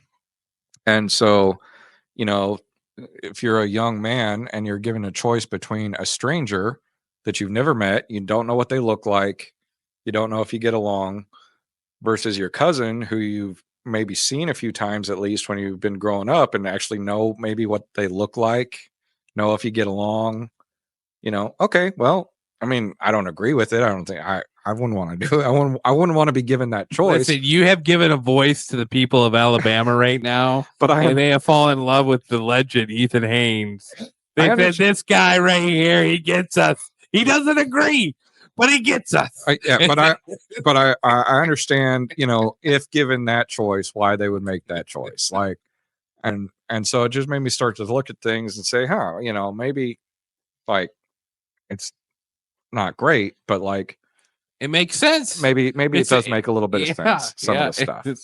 It's what was it? Logical insanity, I think is what Dan Carlin would call it. Sure. Favorite food? Did you get a favorite food out there? Man. My absolute favorite is they call it dolma. So and you can get dolma in a lot of restaurants here, which usually here is like rice and meat wrapped in a grape leaf. But there in Iraq, the way they did it was like a big pot, rice and meat stuffed in tomatoes in a layer, and then stuffed in like eggplant in a layer, and then stuffed in onions in a layer in this pot. And then they would take the whole pot and they would flip it upside down. I've seen videos of that. And it would be like this layer of all these different vegetables. And each vegetable was then stuffed peppers, all kinds of stuff stuffed with rice and meat and spices inside there. And then, I eat it with hubs is like, it's like a non-bread, kind of like a unleavened bread type of stuff. Man, it was delicious. It was so good. It's got to be, I don't know. It's when you think of that culture, like, I mean, we can identify a lot with Western cultures, but when you think of cultures like Iraq or anything out in the Middle East, we're just not exposed to that type of food, especially in the middle of the United States of America. And I that's when I lived in New York. I loved that. It was, like it was the first time I had Lebanese food. Yeah. First time I had what was it? Taiwan food? I think it was Taiwanese. Yeah. Felt weird coming out of my mouth, but I was like, it was lemongrass, great place. We kept you now 3 hours, 15 minutes. Before we wrap up, you went through some amazing experiences. And when I say that, it's just, out of world experiences that other Iraq and Afghanistan veterans have gone through. Mm-hmm. Do you, when you look back on it, and I mean, there's some people that are struggling with their experiences. You struggled at times with your experiences. Mm-hmm. If you could leave them with a thought, sure. That's helped you. I tell you what, for especially for military members, the VA is actually an excellent resource that is underutilized. There's no shame in talking about, your thoughts, feelings, emotions. PTSD is a real thing. It's not always necessarily just for people in combat or people who saw atrocities or had terrible things happen to them. I mean, there all kinds of different things can cause traumas that can affect people differently. Absolutely get help. Talk to somebody. Use the resources that are out there. That's number one. Ethan, thanks so much for coming on the show. Mm-hmm. Really appreciate it. Yeah, thank you, Ethan. Yeah, I mean, just absolute pleasure. Yeah, it's my pleasure. Thank you. This has been fun. Yeah. I mean, we need a part 2 though, because we need to get into the other stuff we didn't uncover. I'm good with it. Like I said, there's a lot of topics we haven't even touched on. So this guy is a plethora of hidden holes here. I don't know if that's the right. That's kind of gay. That was come off a little gay.